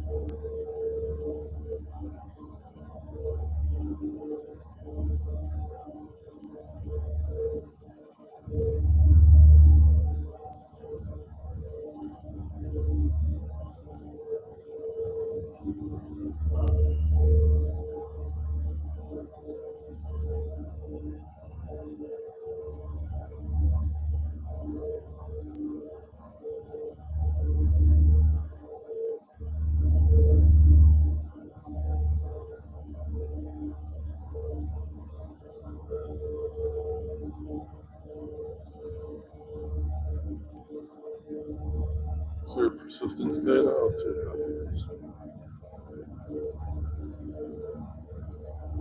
All right, I don't know how to send out the log files. I don't know where they are for Air Manager.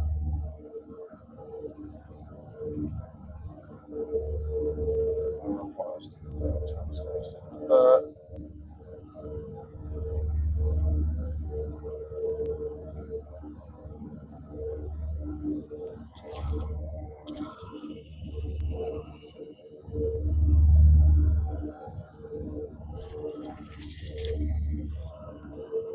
Reopen it. Please work.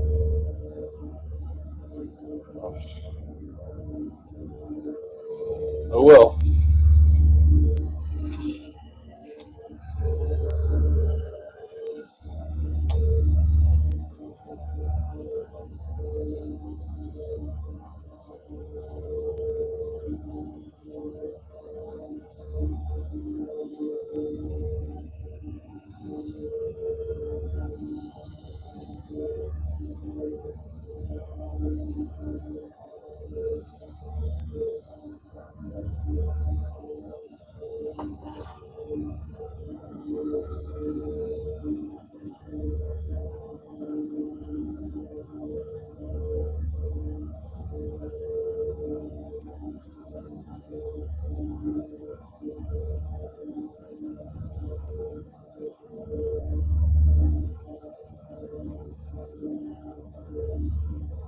Two 25 nautical miles. Still not halfway.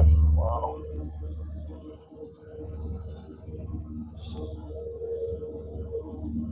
Long way to go without Air Manager.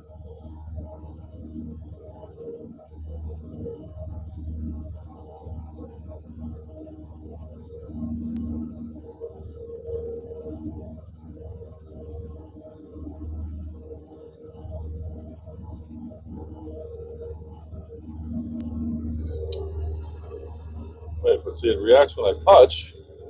That's working. That's turning. It's not connecting. Why? Let's see the trim. Nope.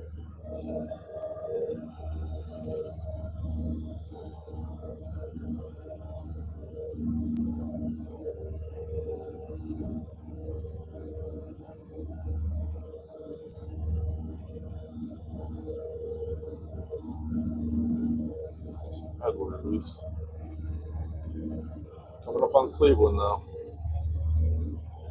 So we're about to hit the Bravo. You can see Lake Erie way out here. Maybe you can't.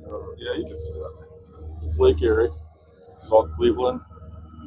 We are just outside the radius of the Class Bravo airspace. However, we are within the altitude of the Class Bravo. So if we went over a few miles to our north, we would definitely enter the Class Bravo. So I got to be careful to stay on course, which is what we're on.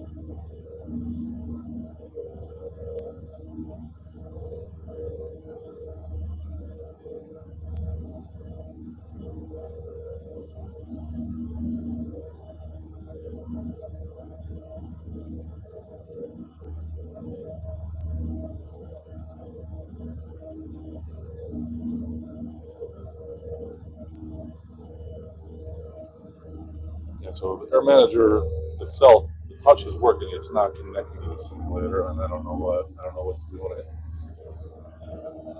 I could try closing off the auto ortho. I worry that if I do that, the whole thing is just going to freeze up, and I don't want that to happen.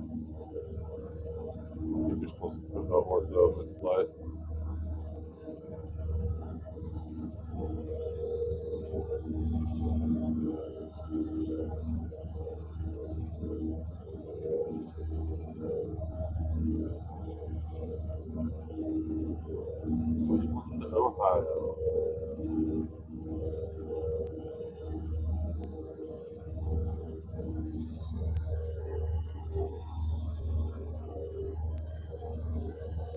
Kent State University is right here.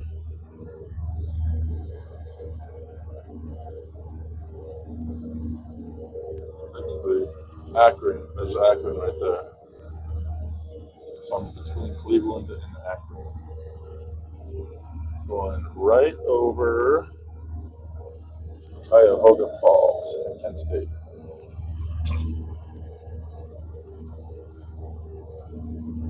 And then leaving the Cleveland area by the Freedom Dam. Sugar Bush Knolls.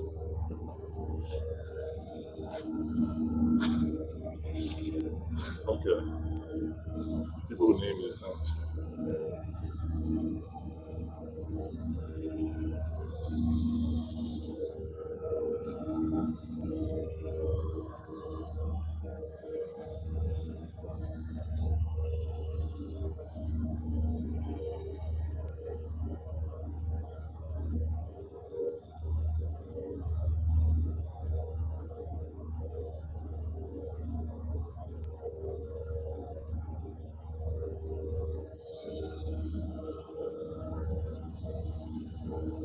Akron, Ohio, home of LeBron James. He's more American than LeBron.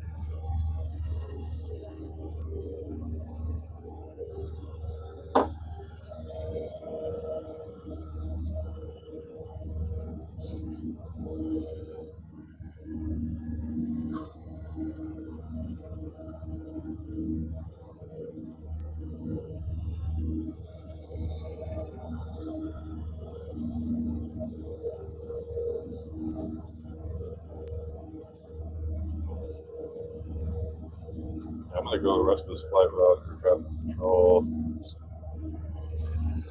Fly right into Rochester. I'll get approached 20 miles away.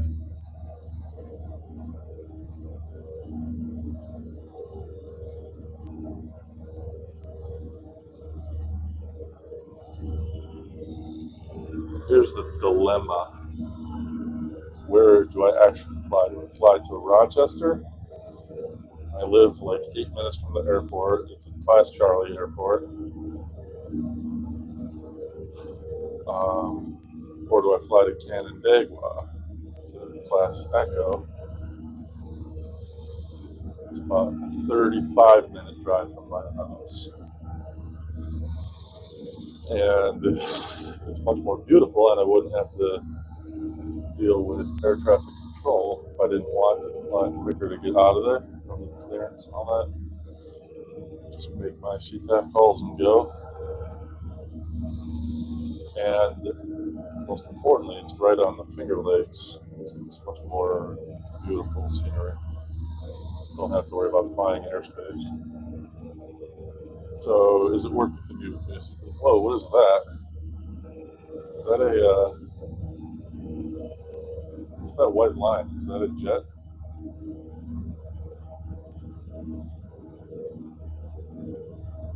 With the jet smoke?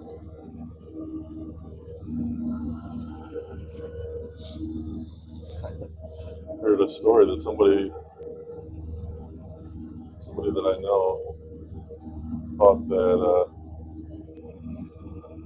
the jet exhaust government put chemicals in it and sprinkled the chemicals all over the country to control us.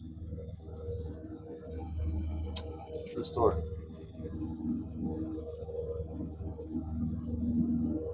And hey, if you believe that, it sucks.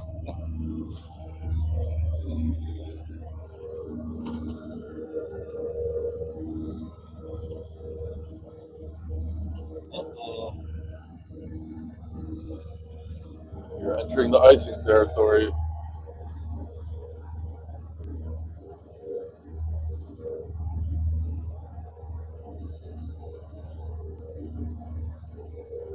Icing cloud cover. Yeah. Oh, actually, it looks like the icing conditions have thinned out. It's warmed up a little bit, although I don't know what the temperature is because I can't look at my thermometer. But I'm guessing it's probably the mid 20s up here. I'm guessing the icing is more of a problem higher altitudes.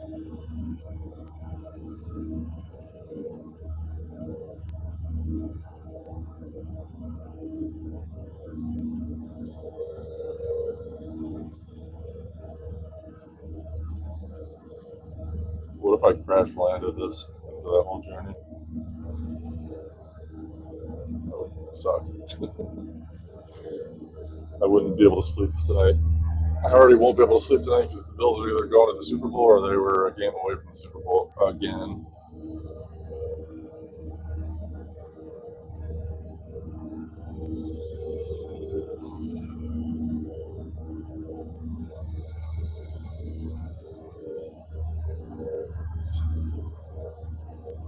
We're right over Cuyahoga Falls right now. We were going over Streetsboro and then Mantua, Hiram Rapids, Mesopotamia. We're pretty much out there. I think we're already out there in Mesopotamia. We're going over the Shenango Lake. Yeah, you can see Lake Erie. I'll go with you.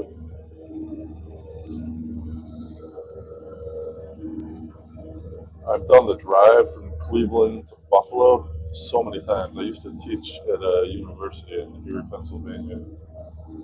But I lived in Buffalo,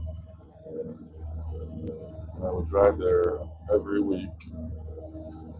And the storms, the lake effect, driving there through lake effect storms. I mean, this is like the worst leg of lake effect snow in the country, along with on the eastern side of like Lake Ontario. Maybe all the Great Lakes are like that, but something about the way that Lake Erie is shaped, it just generates so much momentum, and then it just comes inland and sits there, dumps on you snow, inches an hour for days nonstop. You get feet and feet of snow.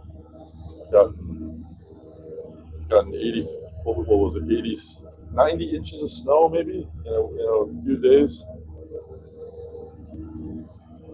Google I lived in East Aurora, New York. Look how much snow East Aurora, New York got in the November 2014 storm. Snowvember. Google Snowvember. Let's say we got 92, 93 inches of snow in a couple of days. Now I'm 6'7". I'm not that tall. Couldn't see my car in my driveway. Couldn't see my fence. I had what was that? It was a 4-foot fence. Couldn't see it. Just walk right over it. The snow would pack down so much.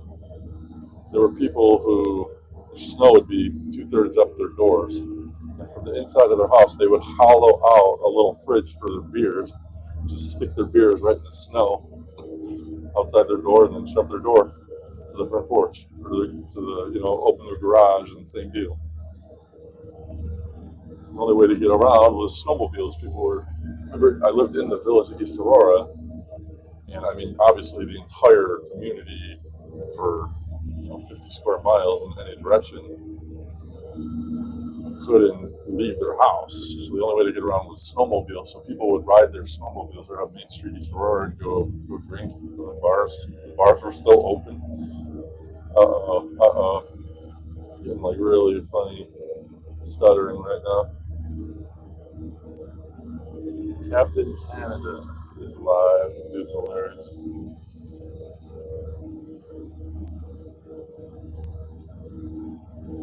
I feel like I'm not gonna make this flight. I'm not gonna finish this. Like, this thing's gonna crash. Our manager's already crashed. I'm getting some serious stutters right now. Just a really good feeling. I have a feeling this is gonna crash, and I'm gonna have to do another flight. Oh! Did our manager seriously just go back on? Kinda. Showing signs of life at least. RPMs no, but altitude maybe. Airspeed maybe. Clock maybe. Horizon's back. Oh please, yes. Oh, thank you. Just had to wait it out. Air manager's back and running right after the sync started stuttering. It's got to be the warp though. It's got to be. It's not active sky. Shut that down. That didn't bring it back. But it came back with active sky running. Auto ortho is the one constant. I'm gonna try a flight on Pilot Edge without auto ortho and see how Sim Manager does with that. Or not Sim Manager, Sim Innovations. Air Manager does by Sim Innovations. Some towns over here. Nice little town off to my right there. What is this? Shalersville. Shalersville looks quaint. Showersville? Looks like my kind of town, like Mr. Aurora was.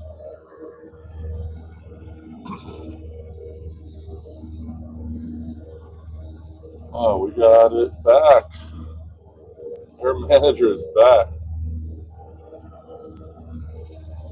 Alright, I got a problem with my fuel here. Because, yeah, no, I'm good. I'm good. My left tank is just going a lot faster than my right, but I was also just, let me double check the fuel select.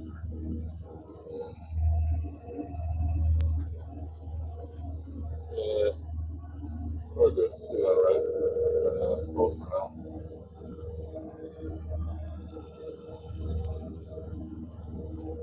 Considering I'm probably 70 pounds heavier than the simulated co-pilot, it's probably a good way to balance out the weight. This is a long flight with full tanks.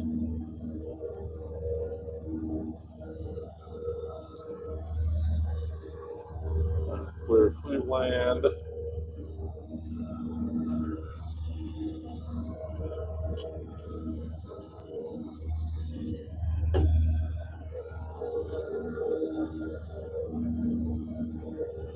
Just hit me. I sounded like grandfather telling a story about Snowvember. Same way my parents used to talk about the blizzard of '77. I'm talking about Snowvember like it was a generation ago. Yeah, check out pics of Snowvember. I lived right in the heart of the jackknife of that.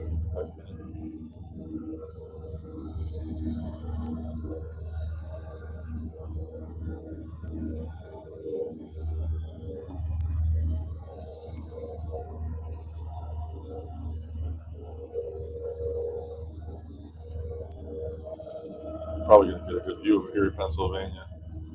It's on Mercyhurst University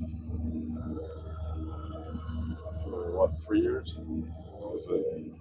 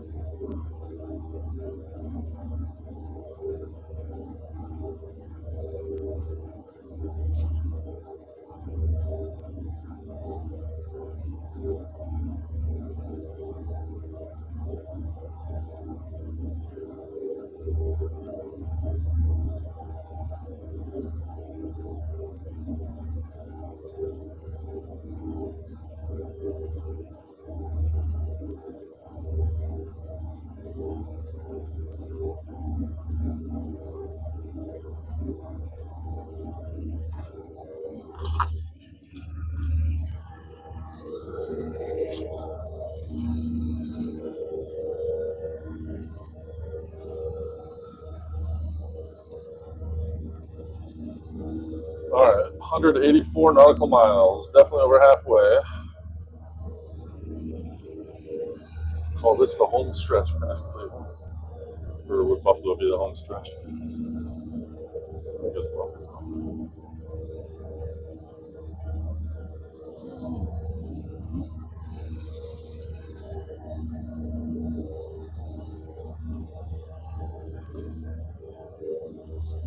Let's see what the nearest air traffic control center is. Cleveland 120.77. Let's listen.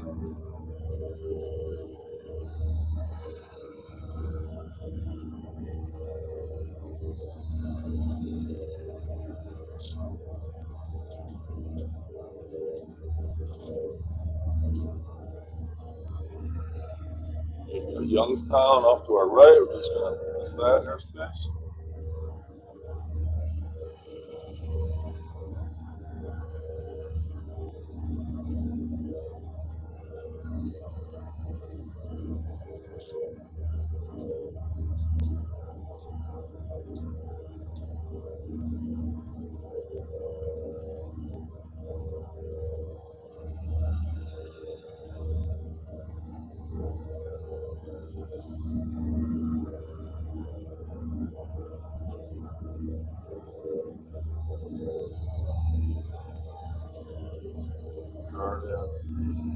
You get in Rochester's ATIS. You know that by heart, 124.825. Approach will probably be, I guess, 119.55. Let's take a look.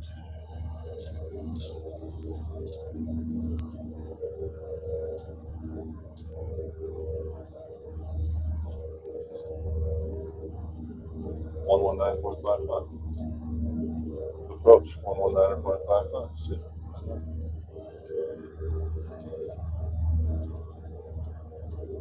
Throw that in now, why not? It's over an hour, but airspace near, but not in it. Sorry, not this town. Not getting me today.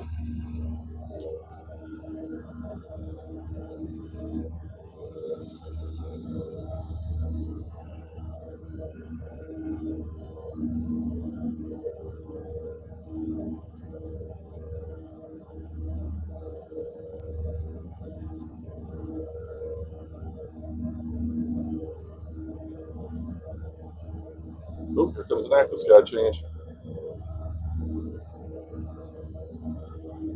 Is it getting nicer, or it looks like the clouds are getting a little spread out? This has been a very snowy journey in January, nonetheless. So what do you expect unless you're flying down south? When you're flying through the mountains, the Great Lakes region in the Midwest, Rockies and the Sierras, what do you expect? Take the fun route.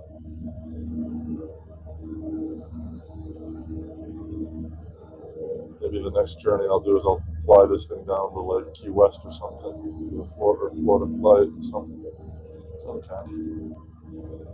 Key West, or like the Outer Banks. Maybe that's what I'll do. I'll fly into Buxton, North Carolina, right on the tip of the Cape. I think I could do that in 2 legs easily. One would be very close. It would be a very long flight. It's like an 11-hour car ride. There's no easy way to get there other than like flying into Norfolk, Virginia, and then driving from there. Even the drive from there is hours. So if I could fly right into Buxton, that would be sweet. Just Avon, Buxton, that's where all the really cool rental houses are right on the shore. And it's so undeveloped. It's not like most beach vacations, which I love. It's overpopulated beach areas. It just kills the whole point.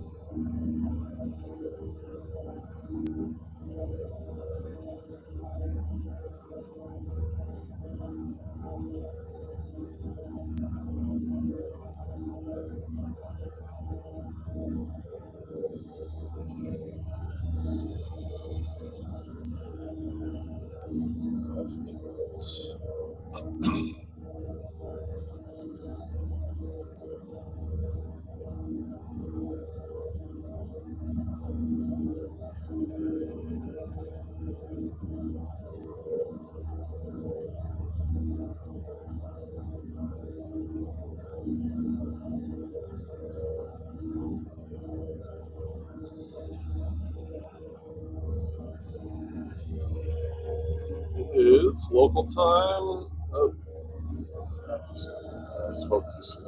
My manager's not working again.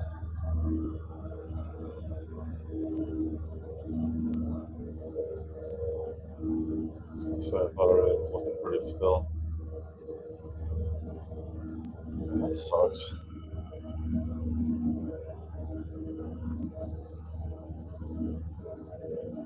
I don't know why plugins can't work together.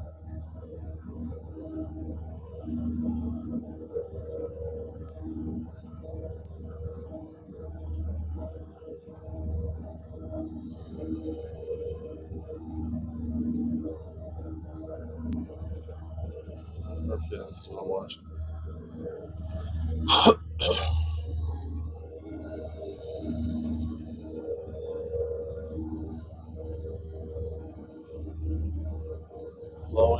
Flying into the snowy abyss.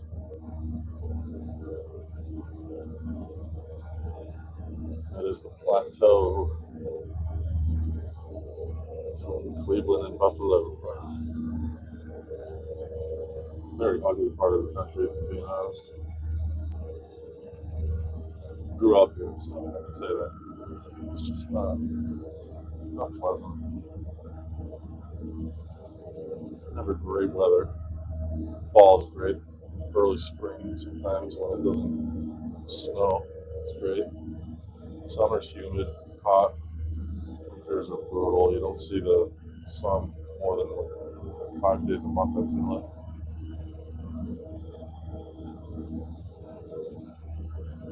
But thankfully, I'm out of the lake effect band. That makes it a lot easier not having to shovel 6 feet of snow off my driveway every winter at a time. Dragging my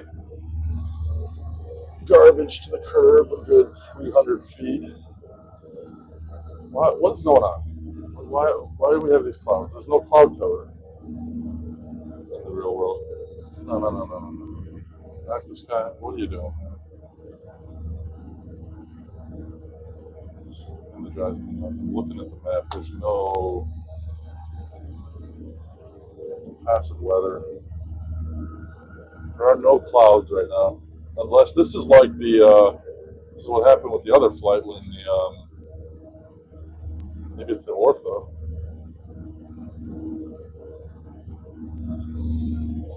Is it the ortho?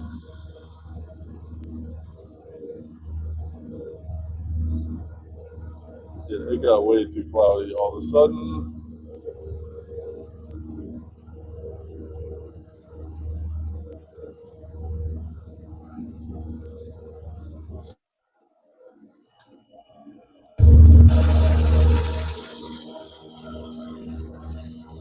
Is it a cloud or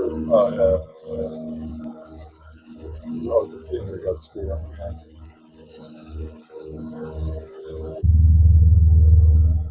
Right, I'm flying IFR without instruments.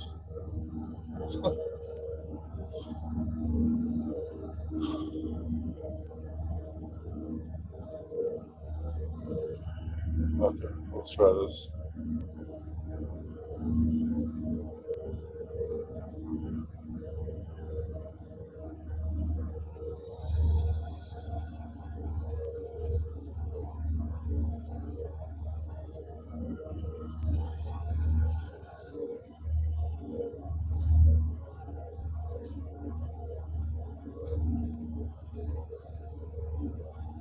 No. I'm looking at a live map right now. There's no clouds.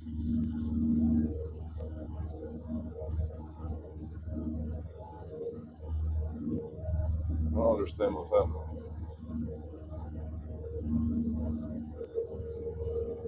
Oh wait.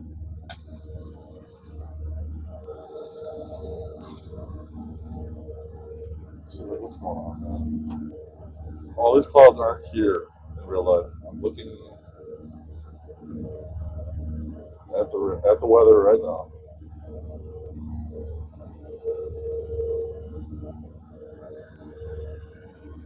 That looks like active skies watching.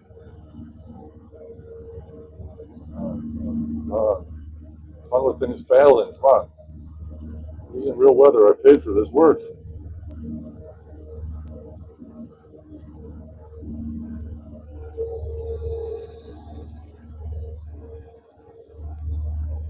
sure to expect. I feel like they're always, developers. It's always like, well, yeah, sometimes you gotta try to change some work. It's about money. Like, shouldn't air manager work?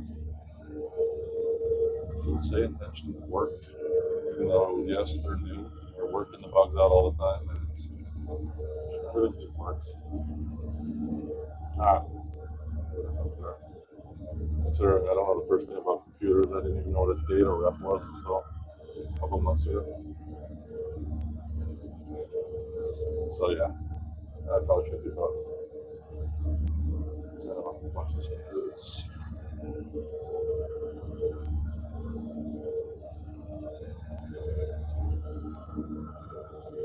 I will say though, given the very limited knowledge I have of computers, I was impressed I built this thing.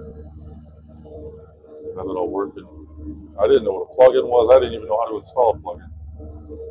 Just thought you would you click install and it should all work, but then you got to read all these instructions. Oh,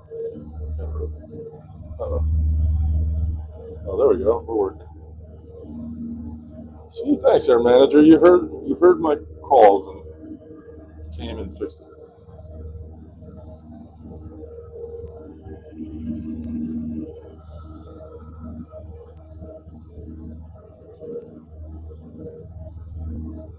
Okay. See, yeah, this has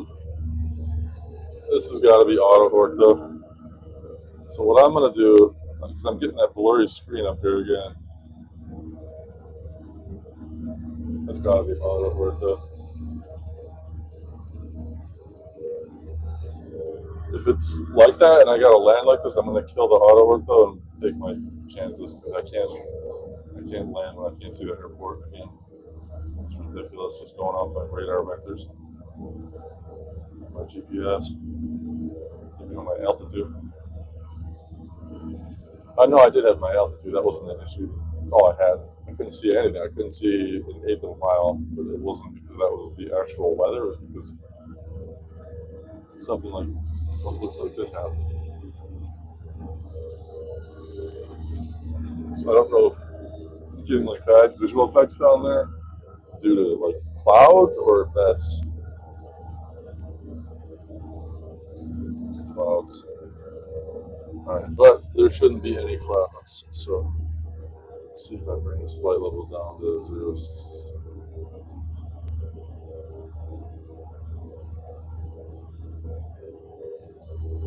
Yeah.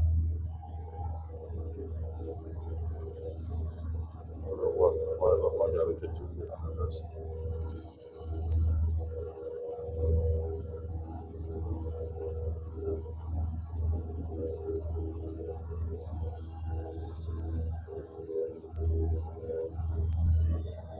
So flight level 4,000. 2,000.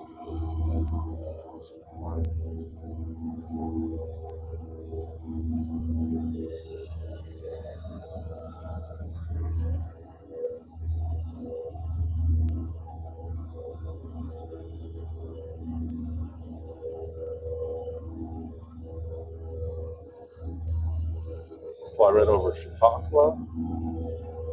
Spent 2 summers there working on my craft. Chautauqua Institution. Beautiful spot.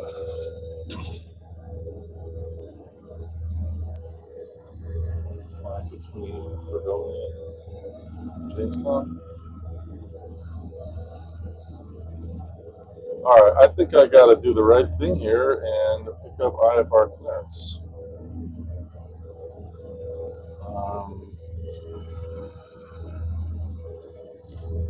7.07.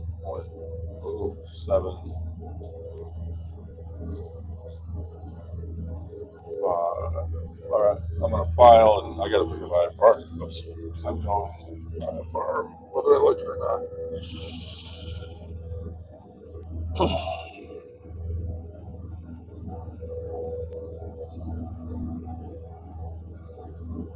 File. Yeah, I think I'm Definitely going IFR. Okay.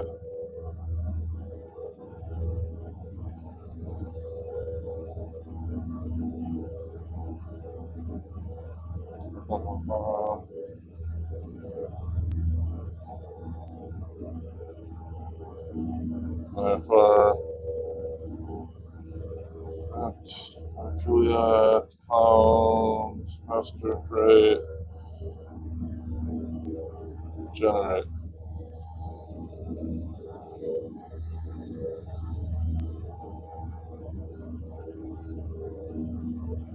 Check that altitude, IFR altitude, 5,000 feet, call it.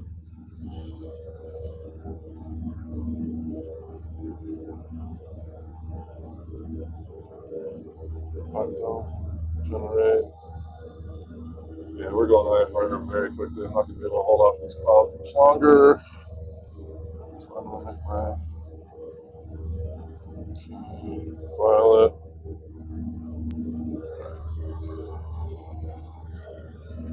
Cleveland Center, Skyhawk 5385 Juliet is at 5,700 feet, just south of Erie, Pennsylvania. I would like to pick up IFR to Greater Rochester International, Kilo Romeo Oscar Charlie. I'm hitting some clouds unexpectedly.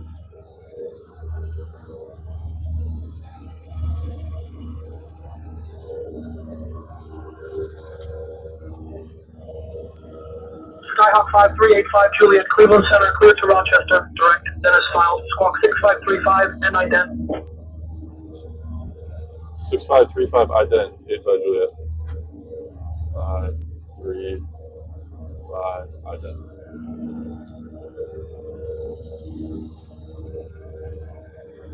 85 Juliet, radar contact. 3 north of Mary's Climate Tuning Airport at 5700 feet. Heading 050, Linesville altimeter 30.22. Linesville altimeter 3022, 85 Juliet. Well, thank God your manager's actually working right now.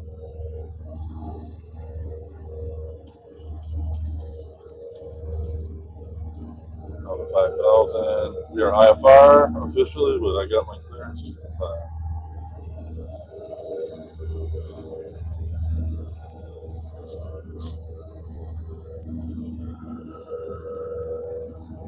Probably XATC as well. I'm not getting any chatter. I hate to do this, but I put on my Say Intentions chatter because something's going on with XATC. Something else is failing. Recorded approximately live.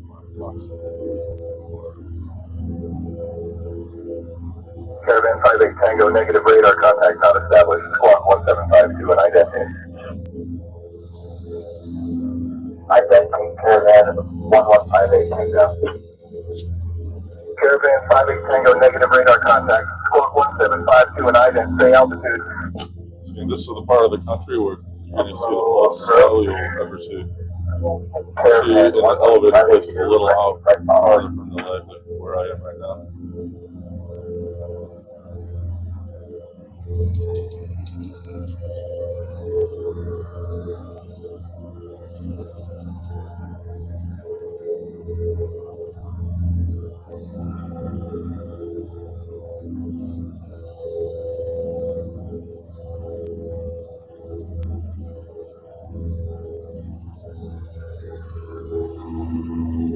Alright, well, I guess I can put on active sky because turn off passive control.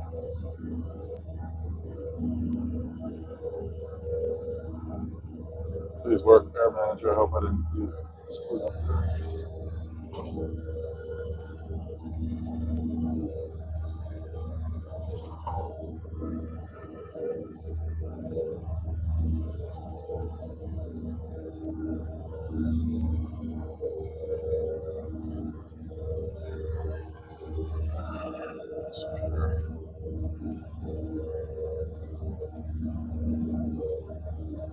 Or is it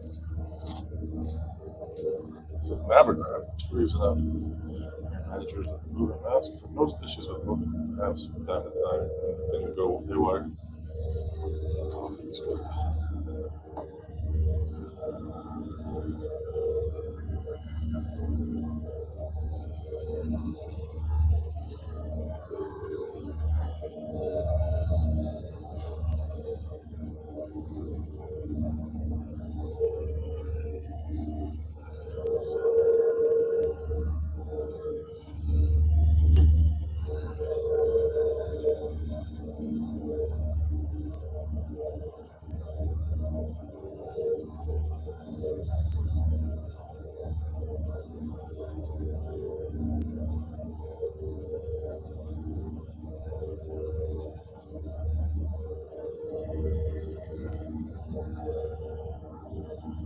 Flying right at the bottom of this cloud layer.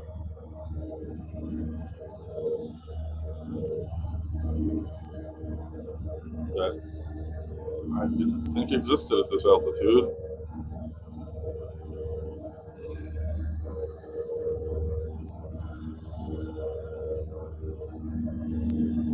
Yeah, here he is right there. Here in Pennsylvania. Then Buffalo. As I fly between Dunkirk and Jamestown, I'll do a little flyover East Aurora, my old town. And then on to Rochester. I'll fly into the city. Center Delta 2211 with you, descending through flight level 279. Delta 2211, Cleveland Center, good afternoon. Cleveland Center Delta 497 at flight level 340. Delta 497, Cleveland Center, good afternoon. Keep on.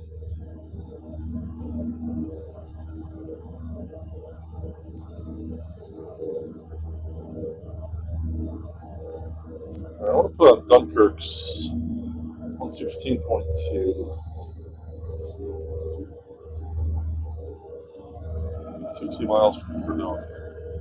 That's where I went to college.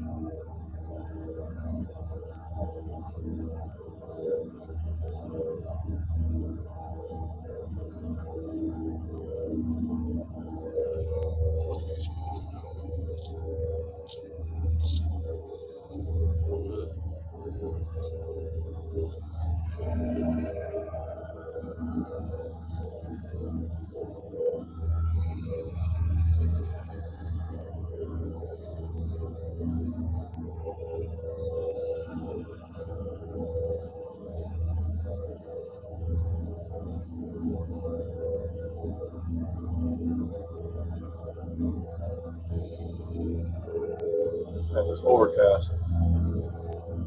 So I mean, this area, big flat plateau of darkness and gray, sludge, and salt.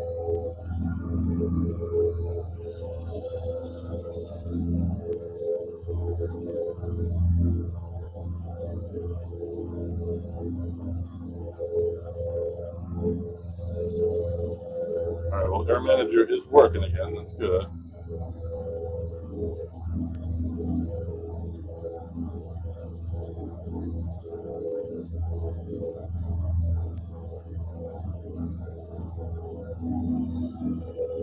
I want to turn off the active sky download interval. I'm wondering if that's having something to do with it.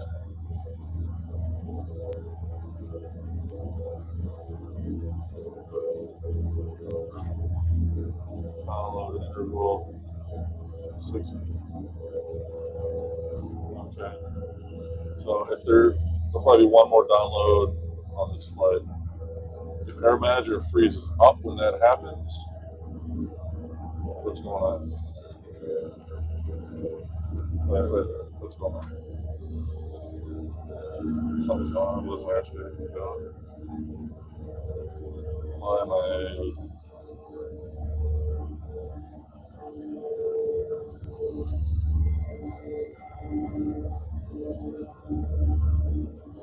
Well, here we go, going to low RPM.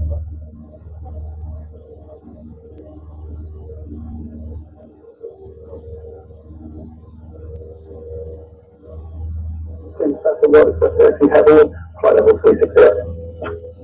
World Express 02 Heavy, Cleveland Center. Good evening.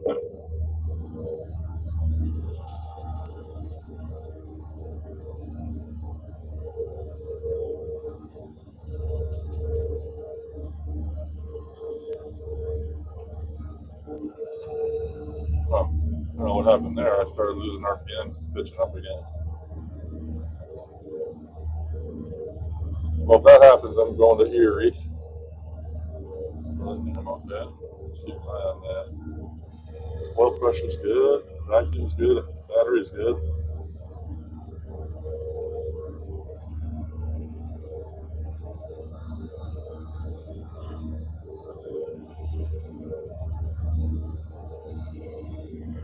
Good shot of the steering. Keyboard's not working. Let's go with that too. Airspace ahead. So we're gonna. So Erie is is it a Charlie? No way. Delta. It's a Delta airspace. We'll miss that. Just barely. Let's flew over Edinburgh. So that's Erie, Pennsylvania.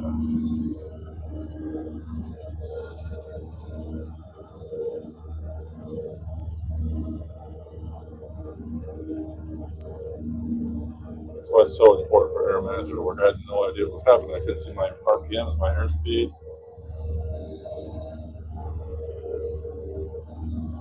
Not great RPMs right now.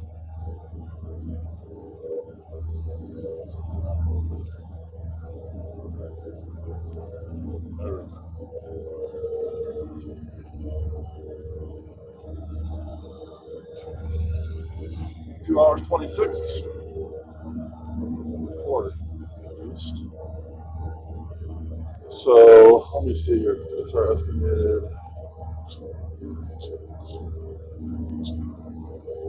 little over an hour 4 at the speed, hour 3. 70, 3:45 actual recording time, not counting taxi. That's what, 3:15. You usually figure 28 minutes total for taxi, give or take. Pretty close.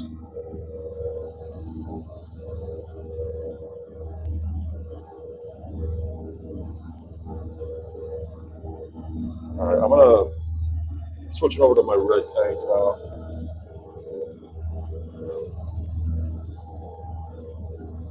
All right, was that a download interval or what was that? I definitely need to see my fuel.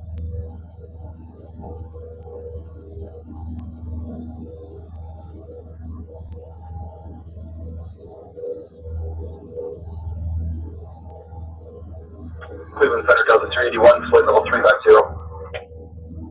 Delta 381, Cleveland Center, good evening.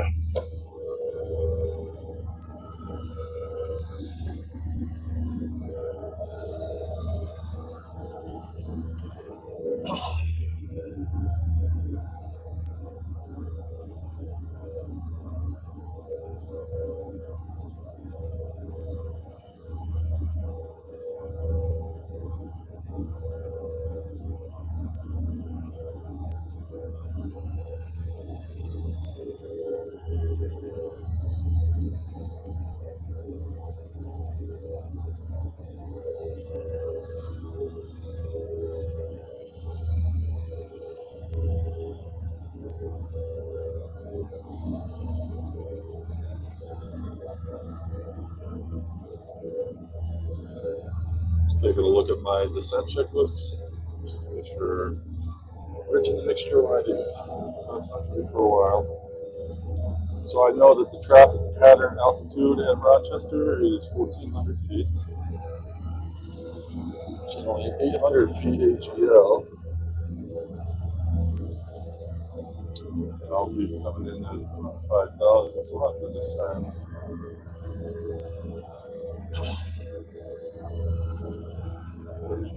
About 3,500 feet.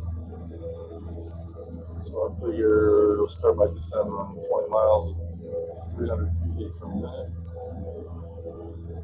About where I need to be when I get to the field.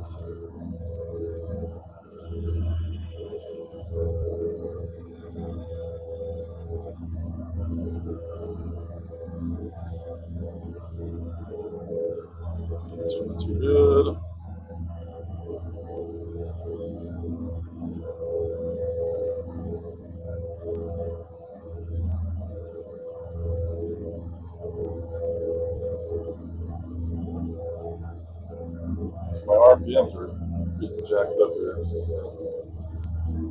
Go back a little bit.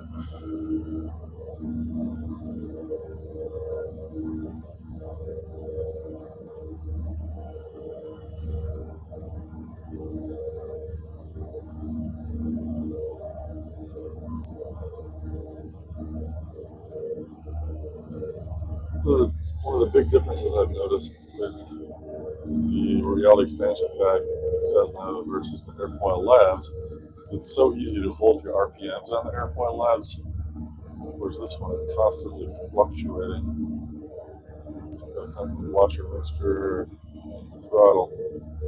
With the airfoil labs, you can set that autopilot and you're just, nothing's changing. It's probably a little more of a realistic experience. Definitely like the startup on this one a lot better.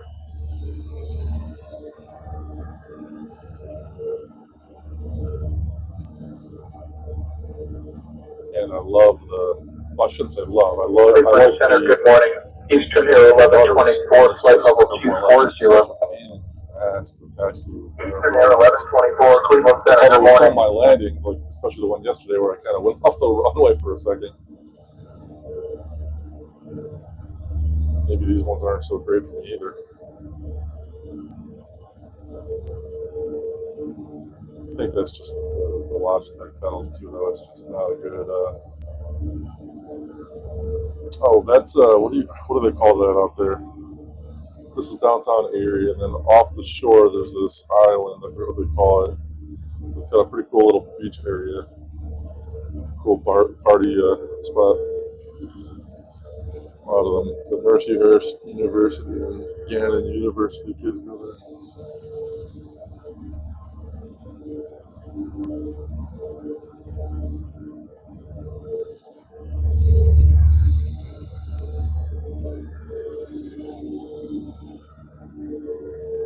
Some sun.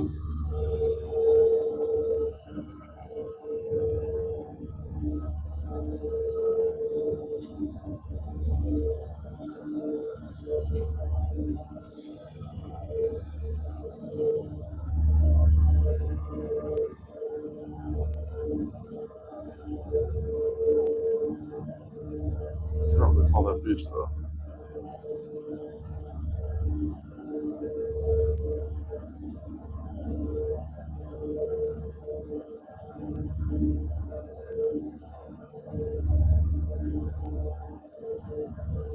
Is it Pleasure Pier? I don't remember.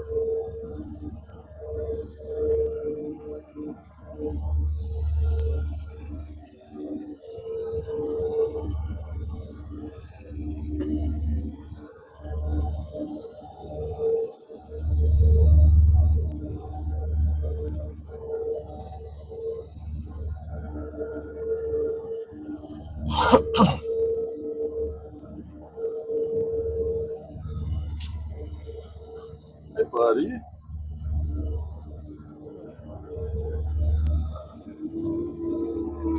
Good boy. You have a nice bed?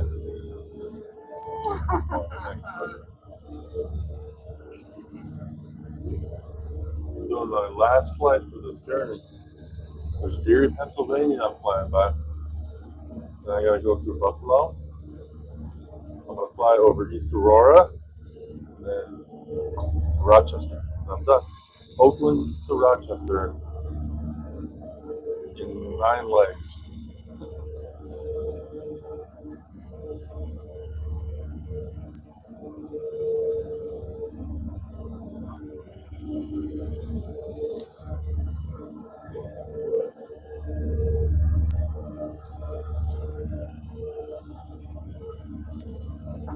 Cleveland Center, this is American Airlines 579, that's flight level 270. American Airlines 559, Cleveland Center, good afternoon.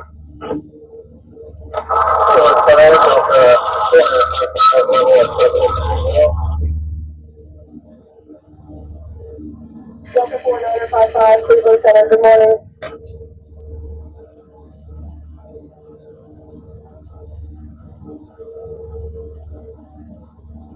I'm like getting low fuel.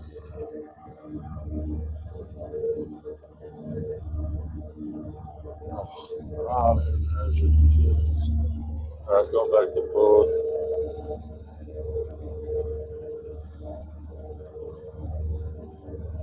Some of it's working. I don't know why my low fuel light's on. That's not good. My indicator would say otherwise. Hold on. Oh, okay, went on. So I had like a oil leak.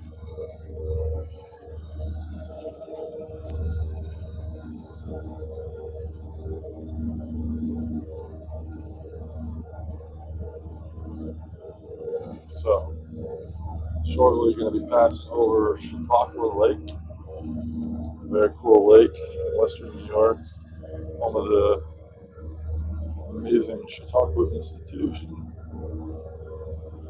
which I spent 2 summers. I'll fly right over. Sweet. See if I can see the actual institution in winter. Nobody will be there, so it's like this place. It's very expensive, like, and it's all gated in. It's on the lake. It's like this gated in community basically that has this incredible, like, all wooden amphitheater with like 6,000 seats, maybe more than that even, to be honest with you. With a crazy organ. It's very like spiritual and artistic. So like I'm a musician. I spent a couple of summers there refining my music skills and performing in the amphitheater, doing stuff like that.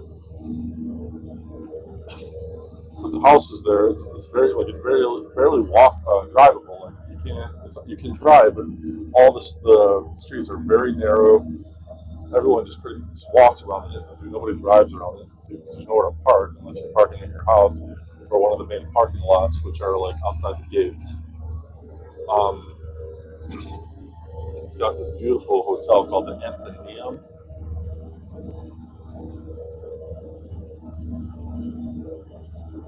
Playing in that amphitheater on summer nights was so cool.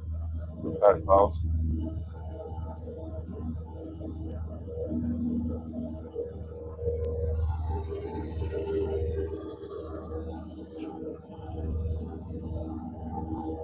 So we're gonna fly right over that. Buffalo approach is left hand to 785, descending through 8,500 feet for 2,900 feet. To pick up the ILS approach for runway 14, understand. Lufthansa 785, Buffalo approach, roger. That's on 443, flight level 370, Say attention's chatter. Actually, it's gotten a lot better. I like it a lot more now than I used to. ATC is not, if it's not going to work, it's not really a necessity. I do like it because it's, you're hearing non-AI ATC feedback, which is better in my opinion. Obviously, I think anybody would agree, but I love there's Chautauqua. So the institute's going to be right where that point is, right there. And then there's like, it's very wealthy too. I mean, like all the houses in there are expensive, even the tiny ones. But it's very quaint and it's quiet. Like you're not even supposed to be allowed to bring alcohol. There's like no loud music or sounds after 9 o'clock unless it's the amphitheater performing.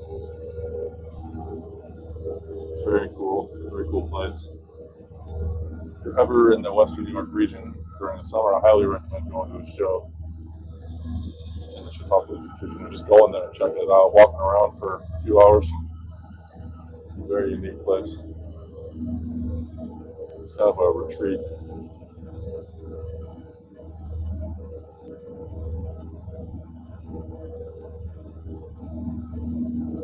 I actually talked about that cross-country drive I did along a lot of these routes that I'm flying right now. The guy that I did it with, I met at the Chautauqua Institute. He lives in California right now, just outside of San Francisco. Well, he lived in San Francisco until recently, and then because it's so expensive, he bought a place just outside the city. Figured that was a better place to raise his kid, but I met.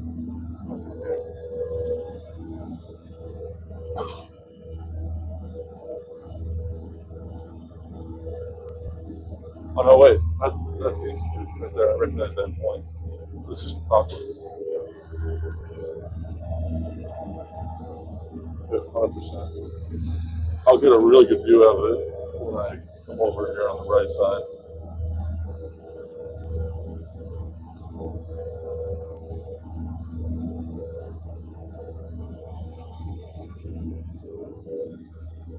It's wireless mic's working great too.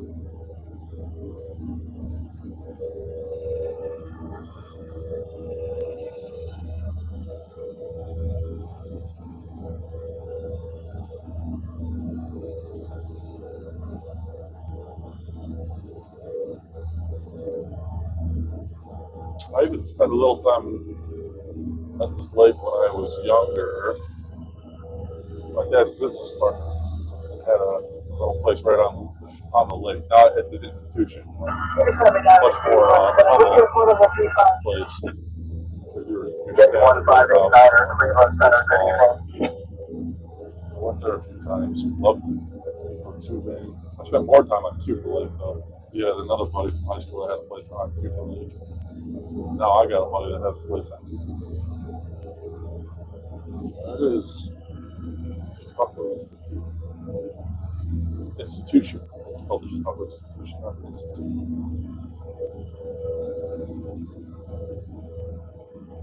Absolutely amazing place.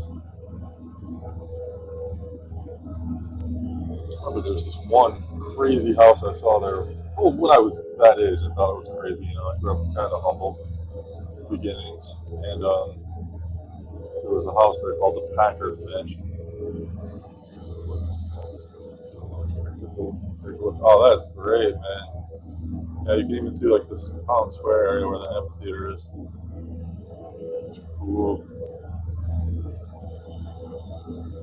There's Venus Point, all these places. The bridge that goes across Chautauqua, Lakewood down to Jamestown on the other end, where it's not nice. I don't know if that's Jamestown.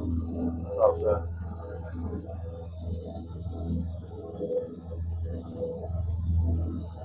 Not a fan.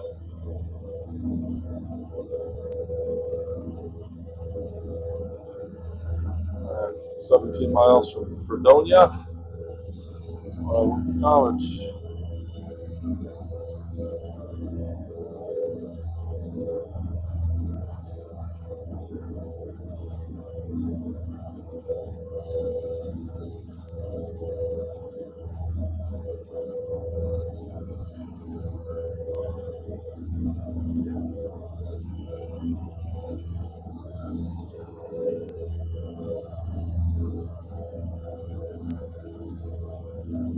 Gotta take a leak. A lot of water, a cup of coffee.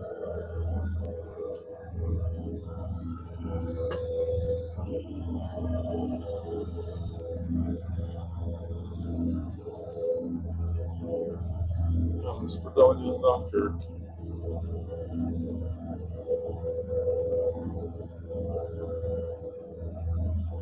Actually, I'll be flying right over Casadega, which actually, Casadega is, I think that's another crazy place that has this. Oh, what is that place called there? Lilydale? That place is weird. That place is very strange. I drove through there once, like, kind of felt like something out of a horror movie. What do you want, Scout? The dog is just standing behind me staring. What's up, buddy? What do you want?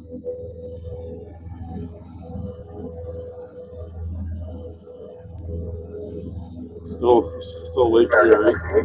Landscape. If you've never been to the Great Lakes or seen them, they're absolutely enormous. Not what you think when you think of a lake. Because when you're staring at them, you might as well be looking at the ocean. You can't really tell the difference. You don't get the ocean breeze. I mean, you get lake breeze, and it's definitely a cool breeze, but it's not like the ocean breeze you get, especially on the Pacific, or you get a nice ocean breeze South Florida too. I love that breeze. Like Florida nights on the southeastern Florida coast are amazing. Just don't love everything else about it. Uh-oh, getting very choppy. Oh no. Don't crash, don't crash. I'm gonna be so pissed if this thing freezes up on me, like 80 miles to go out of 400. Last 20%. Oh, see, it freezes for those weather changes. It's active sky, man.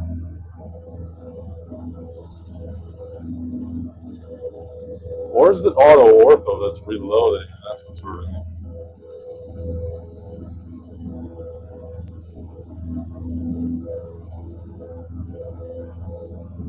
There's Casadega, and there's the little lake that Lilydale's on. Right here, I bet.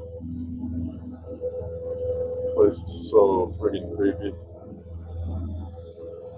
So yeah, so Fredonia's right over here. That's where I went to college. There's a little airport in Dunkirk.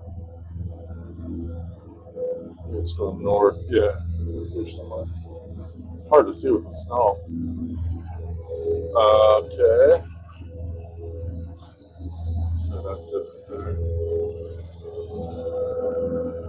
And we're like just far enough away where I'm having a hard time.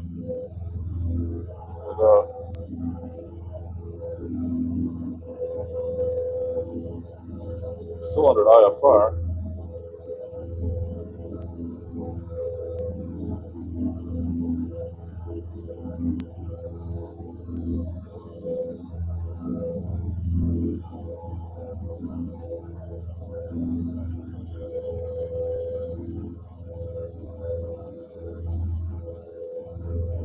Should be able to see East Aurora, which would be phenomenal. Yeah, I will. East Aurora has a special place in my heart. Lived there for a very long time as an adult. Bought my first home there in the village. Sold it a couple of years ago. It's to Brighton, New York. But I love East Aurora. But living in Brighton, I'm happier here. East Aurora is just like this quaint village, like 15 miles southeast of Buffalo. It's like its own little world into itself, like an island. But the village is incredible. It's like a 1.2 mile strip, Main Street, which is really cool old school shops and businesses. Nothing, no chains or anything like that. It just has like a very old, nostalgic feel, especially like when the holidays come around. I love spending Christmas there. But it was also kind of isolated, so like everything you couldn't get there, it was kind of a pain in the ass. Like it's a 20-minute drive minimum to go anywhere if you had to leave the village for something. If you had to get into Orchard Park, even, which was like the next town, it wasn't that far, but if you had to get to like the Orchard Park Center or the northern part of Orchard Park where like the Bills Stadium is, and Target and all that stuff, I mean, it's a 20-minute drive everywhere. Whereas where we are right now, I mean, we can get anything we need within 5 minutes. We're like perfectly situated location-wise. I mean, the farthest I go is about 20 minutes for work, but everything else, no matter what we need, in any direction, I can get downtown in under 10 minutes. I can get to like the biggest shopping districts and suburbs, like in Henrietta, in under 10 minutes. I can get to Monroe Avenue in Pittsford in under 10 minutes, which has all the upscale stuff, like the nicest Wegmans in the country, basically. Now, within 10 minutes from Good Nature, like Mendon Ponds Bar. Just in a very, very good location right now.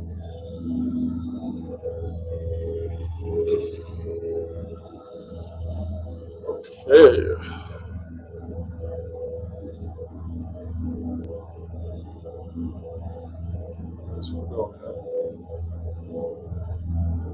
So now we'll see Buffalo next in East Aurora. More likely, I don't think we're really going to get a good view of the city of Buffalo. Might be a little far up. Now what? We get another blackout here. Well, thankfully we're IFR, even though there's no cloud cover here right now, from what I'm seeing on the map.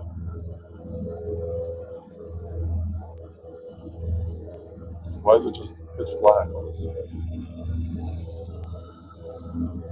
silly.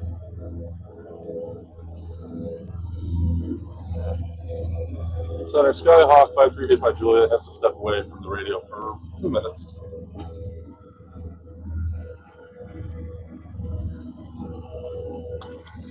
Juliet, Roger, let us know when you're back on frequency.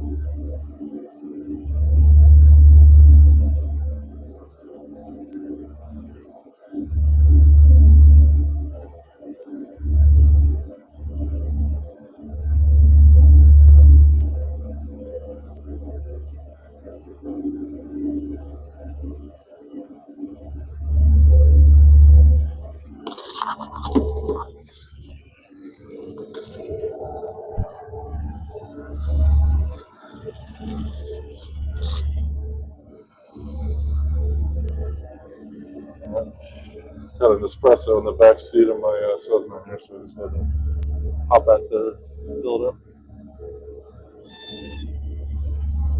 Okay.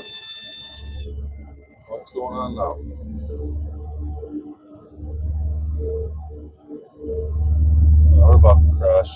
So this is the same thing that's been happening every time. So I get this close, and then what's happening with the scenery and the weather? Can't see my airspeed because our manager's not working again.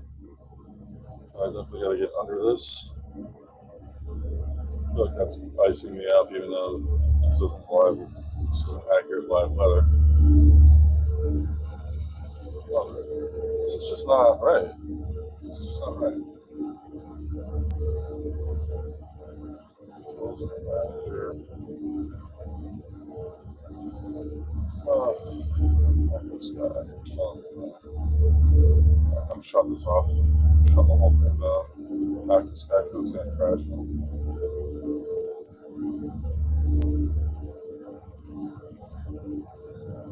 5385 Juliet, just radio check.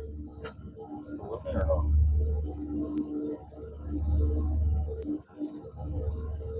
Okay. Here we go again. See, I got the bad visuals. So if I do this,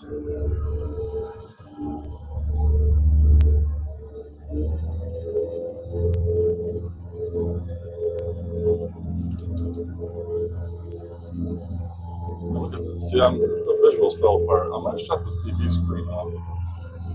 Let's see what happens.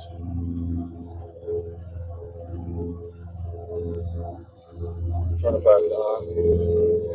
See if that fixes the problem. Oh! It's got to be ortho. It's got to be the ortho. What happens if I close out the ortho and run it?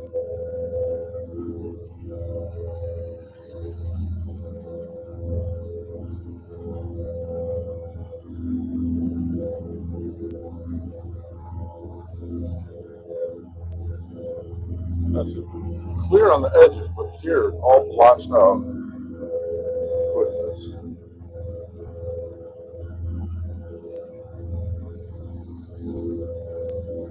Roger, turn 135. Thanks, 907, turn right, heading 155.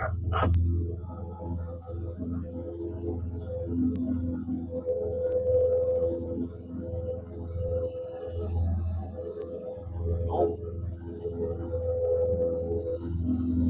Okay, reload the Lewis screw. That?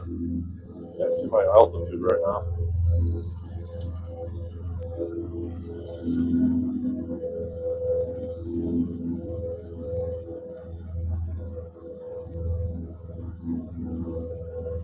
Well, so what is it? Why are my flights getting ruined like this on my front screen?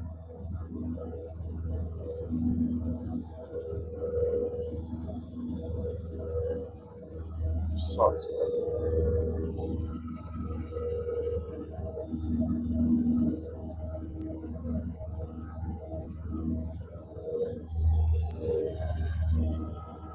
This really sucks.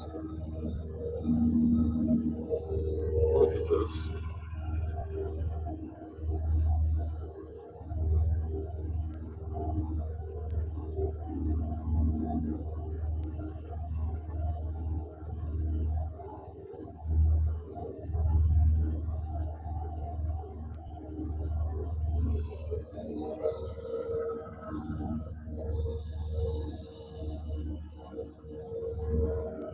I don't understand. Here we go again. I'm losing airspeed. It's something related to this.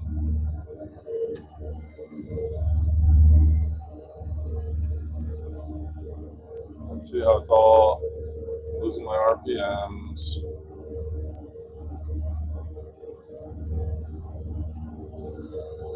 Should I land on Main Street, East Aurora? I've lost all my altitude. No airspeed.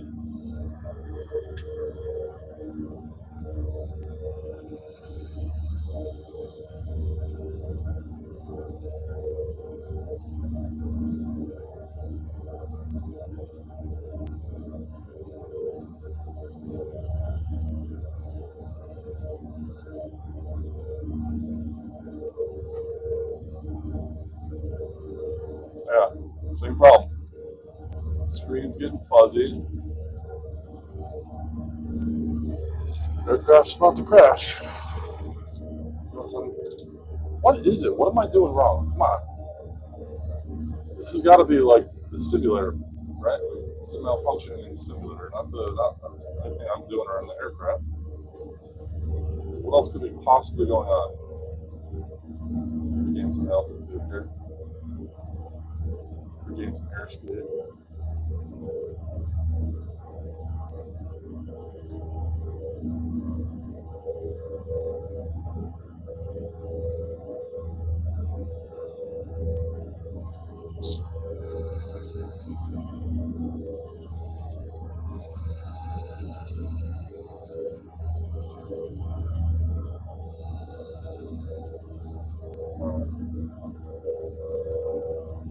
See, look at my airspeed bleeding off. 90. There we go. Come on. Well, I got to get the nearest airport just in case. Man, nearest is 10 miles away. Not much higher off the ground than I am right now.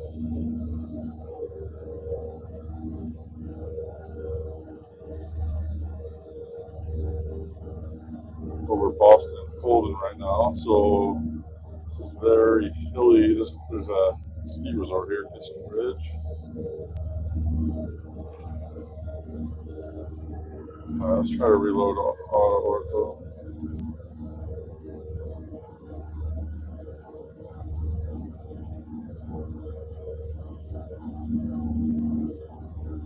Can you run it while it's running?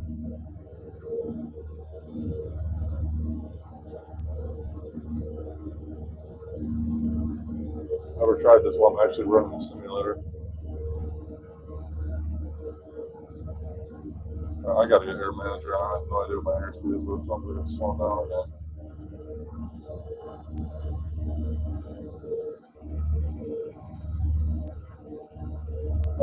Yep, I am. 70 knots. Trying to climb here.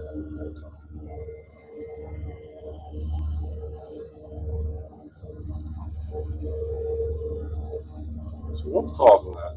Is that the air temp? 19 degrees? Electrical's fine. Oil pressure is fine. Vacuum's fine. Battery's fine. Fuel flow is good. Oil temp is good. So why am I... This has got to just be the cold affecting something in the engine, huh? Alright, I'm just going to fly manually. I'm going to cancel IFR. 5385 Juliet, cancel IFR clearance. These guys gonna 85 Juliet, Roger. Radar services terminated. Squawk VFR, frequency change approved. Squawking VFR, frequency change approved. 85 Juliet.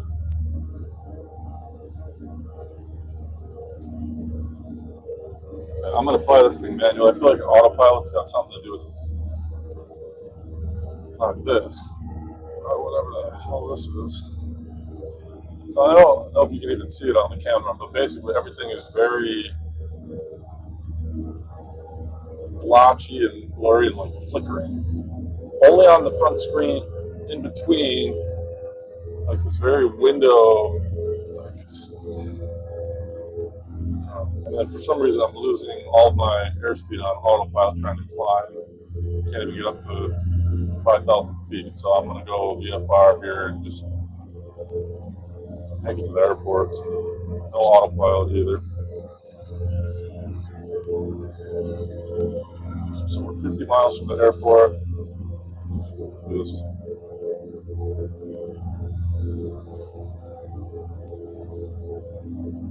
East Aurora is.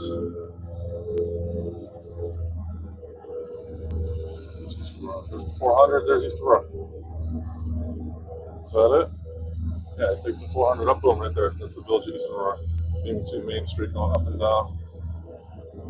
Amazing little place. Great place to raise a family. Good people there.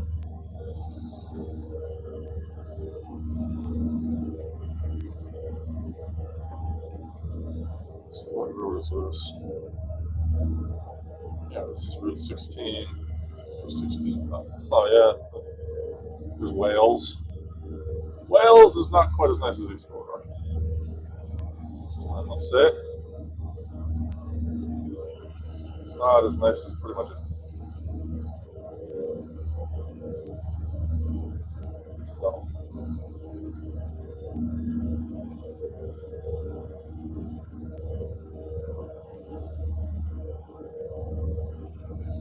But yeah, that's where 16 and the 400 merge up, and then you come down 16. This is where Emory Park is, I believe, over here. And the Gow School, which is a special institute for dyslexic children. Really cool place. It's got like this beautiful campus outside East Aurora.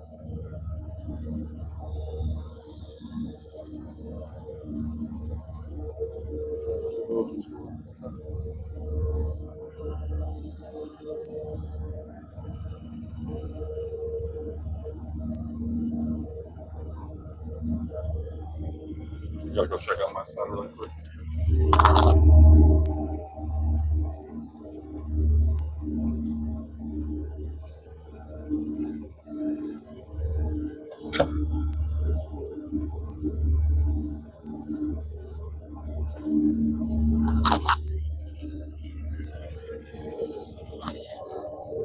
All good.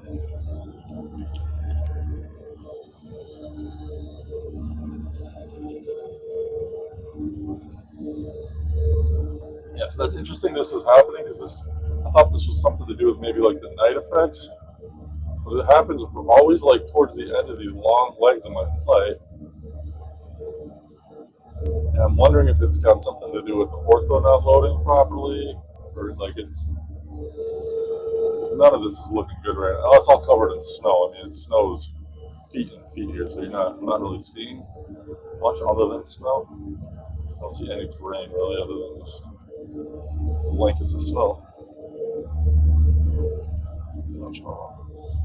Strikersville off to my right, another dump.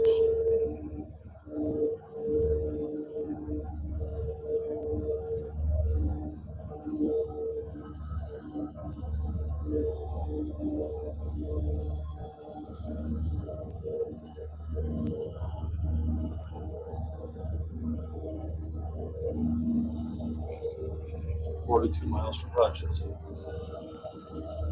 Really great if I could see for this landing. After this whole trip, I'd love to be able to see Rochester when I fly into it. Yeah.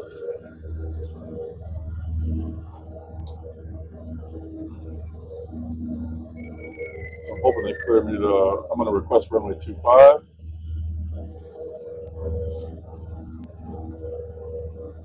Going to hook around, get a nice shot. Might even be able to see my street if I hook around far enough. See my house. I look pretty far to the east, though. I don't think I'll see that. No, that's going to be too far.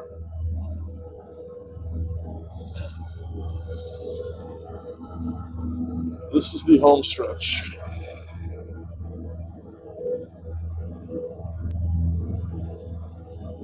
All right, so I'm going to get Rochester approach 119.55. Ready to go. And then their tower is 118.3. Go to that. I'm going to aim for runway 25, hopefully.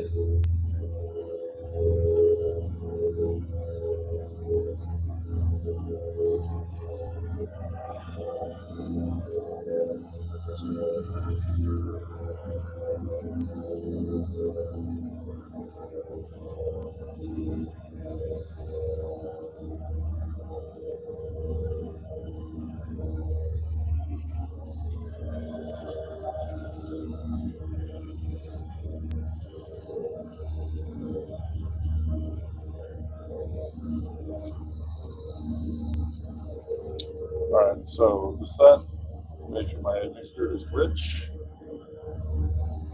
Strobes off.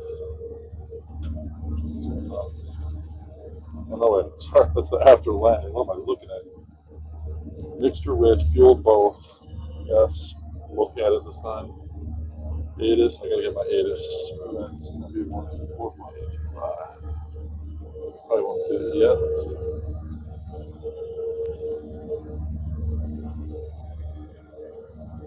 Yeah.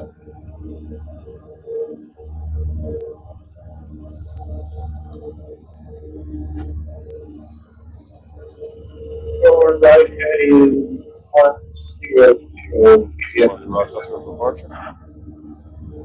So Rochester is a Class Charlie, which is why I have to establish two-way radio communication here with their approach controller. I'm very familiar with this airport. TMV 2090, proceed direct face hug. Descend and maintain 2500 until established on the localizer. Cleared for the ILS runway 4 approach. It's getting choppy again. See, I've never had these issues with stuttering that I'm having on this flight. So I'm really testing the longevity. It is stuttering bad right now. I'm wondering if I can see a weather download here in a second. Cessna 182 Romeo for full stop landing. Currently at 35,000, 28 miles west of the field. Cessna 17 Echo Squawk 4553 and I. Okay. So I'm flying over Attica. This is Attica. I'm sure all of you have heard of Attica Prison. Not all of you, but it was a huge riot there back in the 70s. And they have like it's like a maximum security prison, but they have like the worst of the worst. The guy that shot Lennon was in there. Son of Sam, that's where he went. Who else? Oh, one of the guys that was in Goodfellas. The De Niro character, James Burke, I believe his name was in real life. The guy that De Niro portrayed, I believe he was in Attica.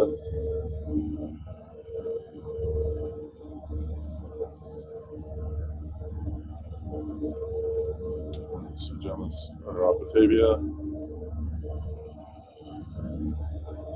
Fly over Leroy.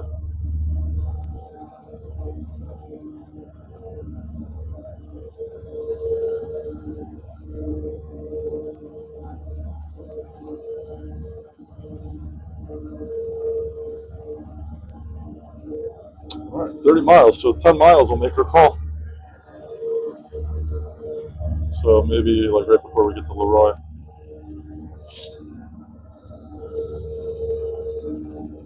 So we give I'm going to request runway 25. So that's for general aviation. I'll be parking over by the 300 ramp, or on the 300 ramp, I should say. I don't know if they'll give me 25. Well, let's see if I can get ATIS.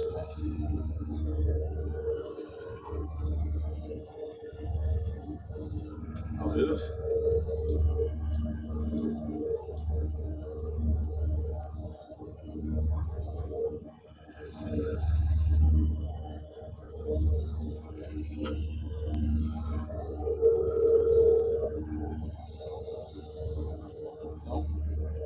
Should be hitting it. All right, let's see if I can get manual ATIS here.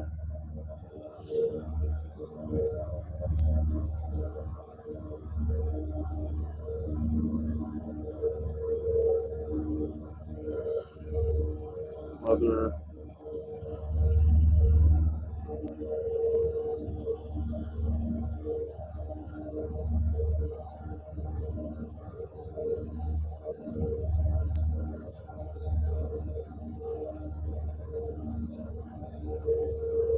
All right, so the wind is 280, 15 gusting to 26. So that's some serious wind. 280, 250, I'll get a 30 degree or 24 degree crosswind. 28 might be the way to go, actually, runway 28.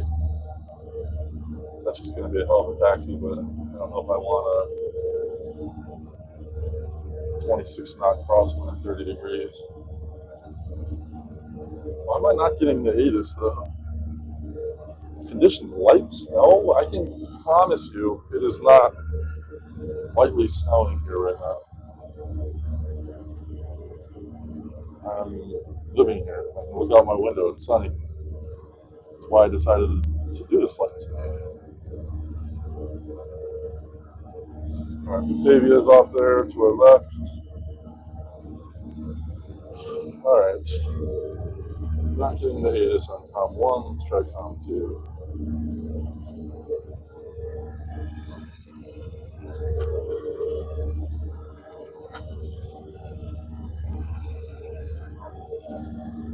Gotta go let my dog in. He's barking outside.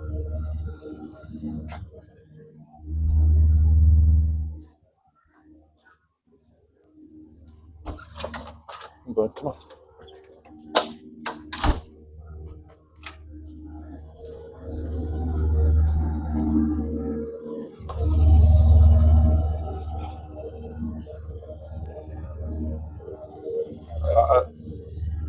I guess it's not working. Well, check to make sure it's working.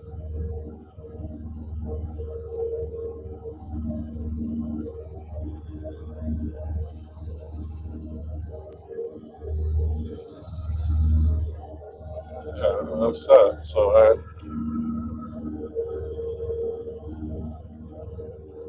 all right, let's bring back active sky. Minus 9. Altimeter 3012. Density altitude minus 1300 feet. Arriving and departing runways 22, 28, 25 advise on course heading It's only go for altitude 25. and if flight following is requested. Read back all runway and hold short instructions. Advise on initial contact. You have information echo. Echo. Frederick Douglass, Greater Rochester International Airport. Information echo. 1754 Zulu. Wind 290 at 15. Visibility 9. Sky conditions. You had 2500 feet. Broken at 3700 feet. Temperature 0. Dew point minus 9. Altimeter 3012. Density altitude minus 1300 feet. Arriving and departing runways 22, 28, 25 advise on course heading, altitude, and if flight following is requested. Read back all runway and hold short instructions. All right, echo. So I can call. All right, so I'm going to call Rochester approach.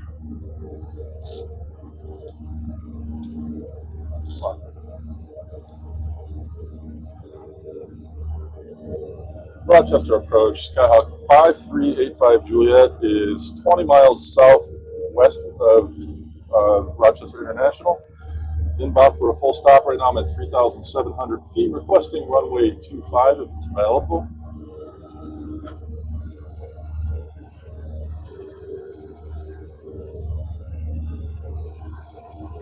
Five Juliet, expect runway 25. Contact Rochester Tower on 118.3 when ready. Okay, expecting runway 25, and I'll contact caller when I'm ready. If I do that. Yeah. That's a funny way to say it. Contact caller when ready. When approach, talk me in, and hand me off the tower. It's not always. They do things differently every time.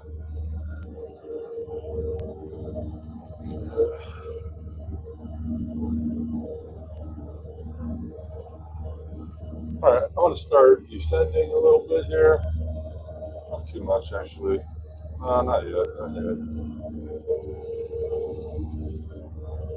I have another RPM emergency. That's an altitude. All right, made it. So we're about to fly over an airstrip. Leroy.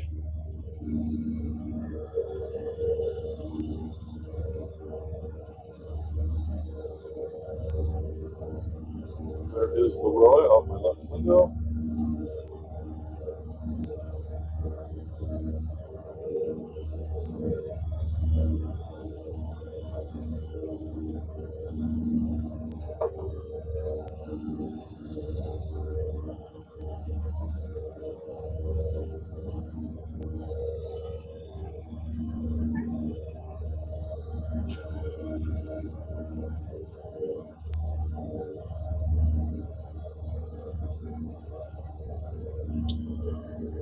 Guess I'll just switch over to power when I get into the airspace.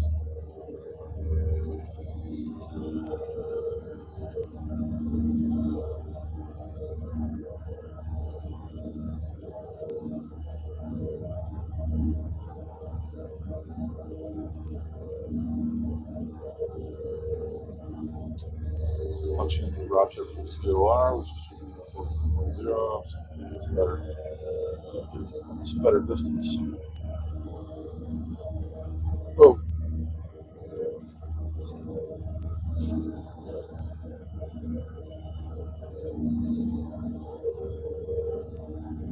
If I crash in sight of my house, is it?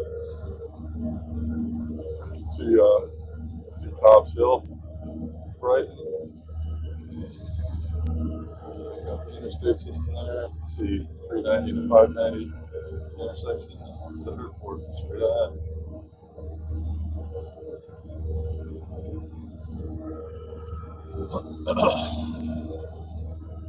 This is I-90 right here. Once I cross I-90, I'm going to call tower.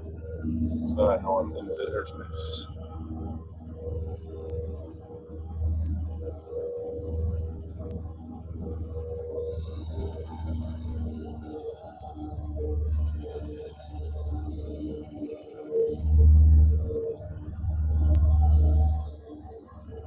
Final leg. Amazing fluidest thing from Oakland, California to Rochester, New York. Real world weather, the whole thing in January. The best flight dynamics I could find. The best failure system I could find. Man, what are failures?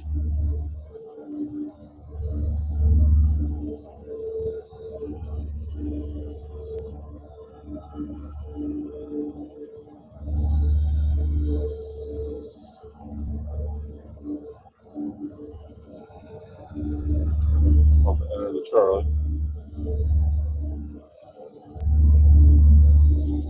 Alright, 11 miles, so I'm going to call them Rochester Tower on 118.3.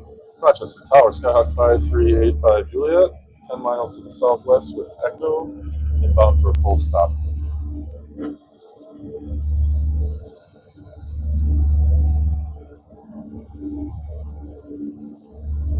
Skyhawk 5385 Juliet, Rochester Tower, enter left downwind for runway 28. Entering left downwind, runway 28, 53 Juliet.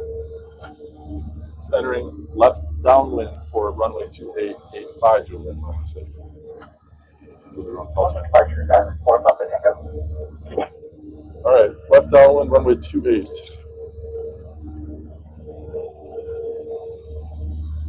Check my heading flag, 68.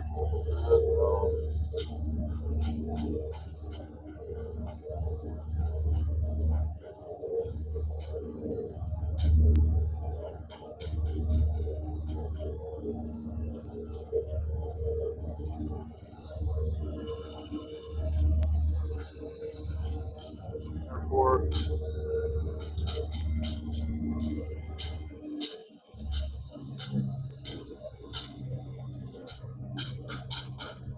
Oh, wait a second. Don't tell me that we don't have scenery loaded. That would be the ortho. Okay, that's a problem. I gotta get rid of auto ortho right now.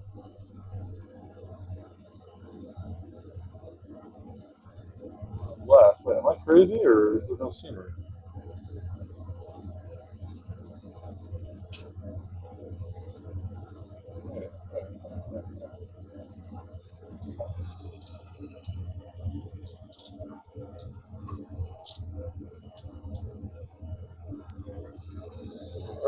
there, but I don't see there.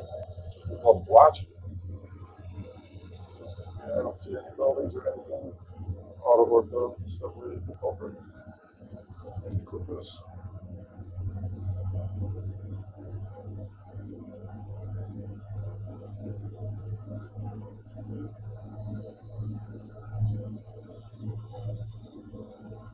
That's gonna blow. There's not gonna be any.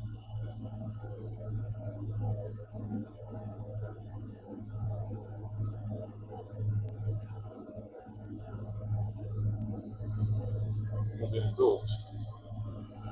What am I doing? What am I doing? What's my altitude?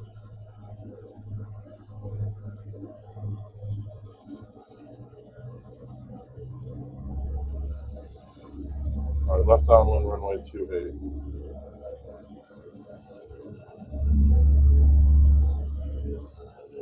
So I'm gonna have to do this again without any buildings or landmarks because scenery keeps crapping out.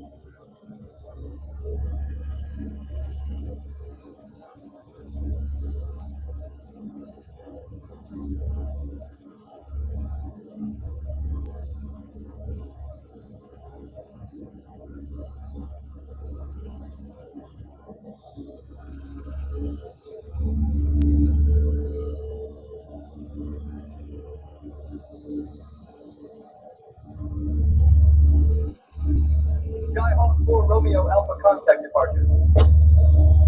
314 Romeo Alpha. Romeo Alpha, over to departure, how many days? Rochester Air Center. So Skyhawk 4 Romeo Alpha, good day. I can't even see 314 Romeo Alpha, over to yeah, I do. departure, I see it, but it looks like there's no buildings.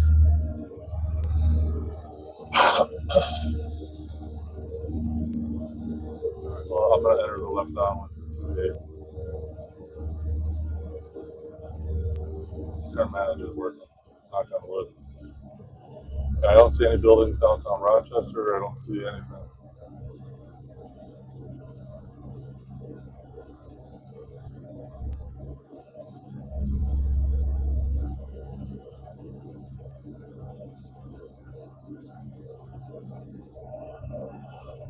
All right, so this is 2.5. This is 2.8. So I'm not really entering on the left down. I am, but I gotta. Oh, there's the tower. Hey. Oh, okay, I got it. I got my orientation done now. All right, so that's 2.5. So I entered the left downwind. But he didn't clear me to land it.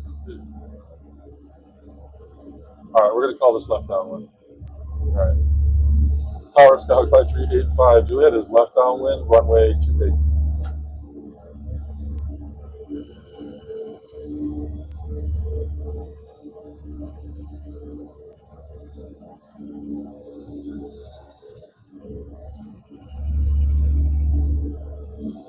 Were we clear to land? Yeah, we were. Did you just say enter left downwind?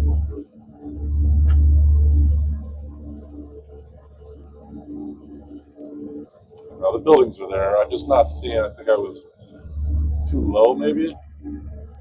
With all the snow cover, it just didn't look right. Alright. Rochester Tower, Skyhawk 5385 Juliet is downwind, runway, left downwind, runway 28. Going for land. 85 Juliet, runway 28, winds 280 at 15, cleared to land. Clear to land, runway 28, 85 Juliet. There we go. All right, so I'm going to come in over the 390 here. So, yes, my house is right. Oh, there. I'm not going to go that far. Joining the traffic pattern here, I'm going to make my turn basically right over 390. Right about here. All right, back my airspeed, mixture is full. Just watch my airspeed. Let's get a notch of flaps going.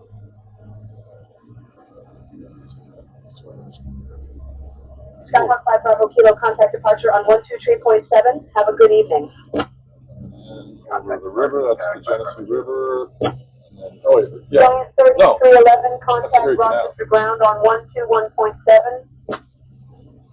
Alpha Charlie departing, Giant 3311. No, that's the Genesee. What am I talking about? That's the Genesee River. The Erie Canal is this one. Yeah, there's the canal. The canal's a lot smaller than the river. Okay, here we go. Left final. Oh, of course, we're going to start stuttering now. All right, final notch of flaps here. We are high, we're too high, but that's all right. No, that's on purpose. It's a long runway. We have plenty of space to lead off here. I want to have plenty of space over the river and over the 390, the highway.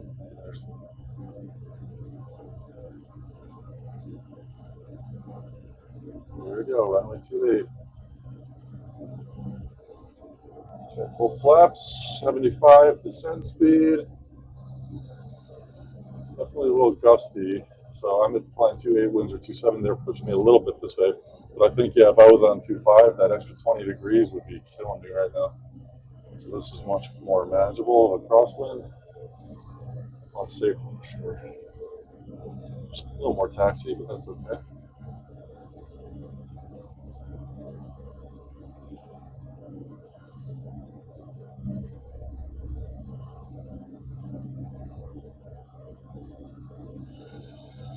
Hours 31 minutes on the recording. Oh, it's getting bad frame rates right now.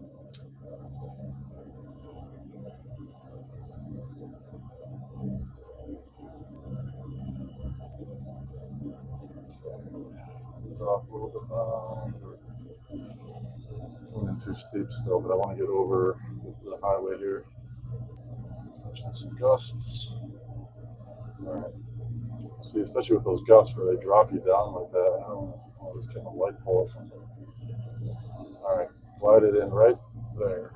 Get the right speed. Able to adjust with my throttle. Oh, now we're getting rain. It's definitely not raining here. Come on, I want my landing bonus. Don't freak up this plane up.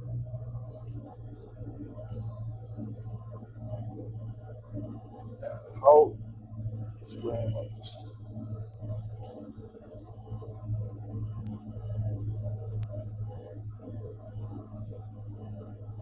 Oh, God.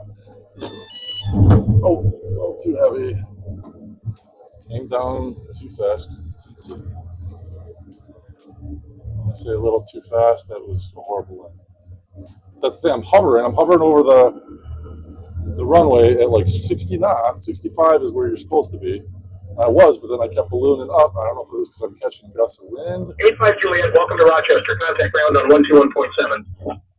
Over the ground on 121.7, thanks. She said 85 Juliet. So anyways, yeah, my airspeed. So I'm trying to hold that pitch at 65, but then every time I try to straighten it out, I go up. I don't know if that's my flaps are fully extended. And I don't even know the quickest way to get it. So basically I'm going right here. 300. Let's clean it up. Flaps. Set for takeoff.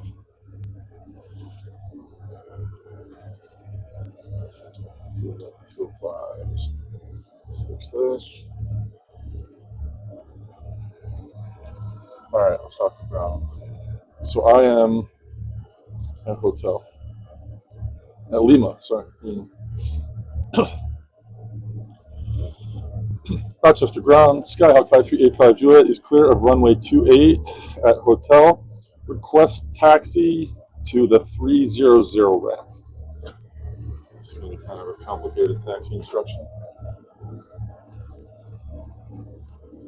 It's called the 300. 85 Juliet, taxi to 300 ramp via Lima, Echo, cross runway 07, then Golf. Good day. 300 ramp via Lima, Echo, cross runway 07, then Golf. I'll stay with you. 85 Juliet. Have a great day. Okay, 300 ramp Lima, which is where I am. 85 Juliet, taxi to 300 ramp via Lima. I know. Echo, cross runway 07, then golf. Stay with me. Have a great day. All right, so I have to not veer right. I want to stay straight way. So over to the left here. Take this straight back. This POV on. I can promise you that this is not the weather outside right now. Well, maybe it is. I've been in here for so long. 1:45 p.m. But no, it's not showing up on. At least it's not showing up here. It's not showing up on Navigraph. Well, we made it. Oakland to Rochester in a Cessna in January.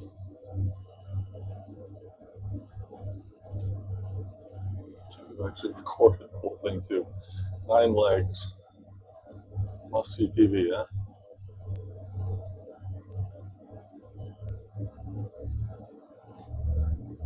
Alright, so I'm going to hit Lima up here, or I'm sorry, Echo up here. I'll make a left, cross the runway, then straight into my new forever parking spot.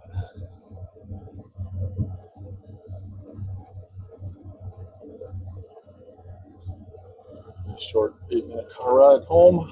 I'll just take the Uber.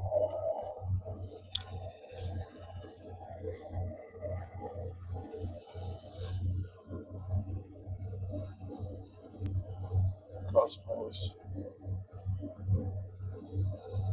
Ground Skyhawk 5385 Juliet's crossing runway 7.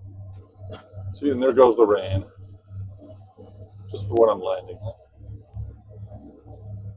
85 Juliet, cross runway 07 approved. Can it just be runway 7, not runway 07?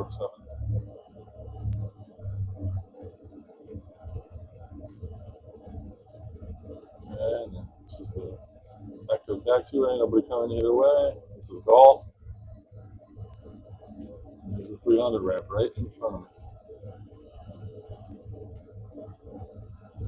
Good people at Rochester Air Center, you'll find. It's headquartered here and in Canandaigua, but this is their spot. And these trees are a little too green for January. Global Forest. I'm going to switch Global Forest off while I fly here and go with North America Wet Scenery Pack. Watch my ticket right here. There's the door to get into the Rochester Air Center. Real life, you got to go around the front. All right. Parking brake on. Avionics off. Lights off. Battery off. Alternator off. Beacon off. And that's a wrap. Take a look at the maintenance report. That's $700 for that flight. 3.5 hours. Beautiful. Yeah. Tires good. Struts are good. Actuators are all good. All the flight instruments are good. Avionics are all good. The electrical system is perfect. Rudder trains where it should be. This stuff is all good. And just if you need the 21 hours about before I change my oil. And the filter is still a long way to go on that. That's it. Many, many near-death experiences later, we made it. If you actually watched this whole thing, which I doubt anyone did, but if you did, thanks. And, have fun. See you soon when I figure out my next project.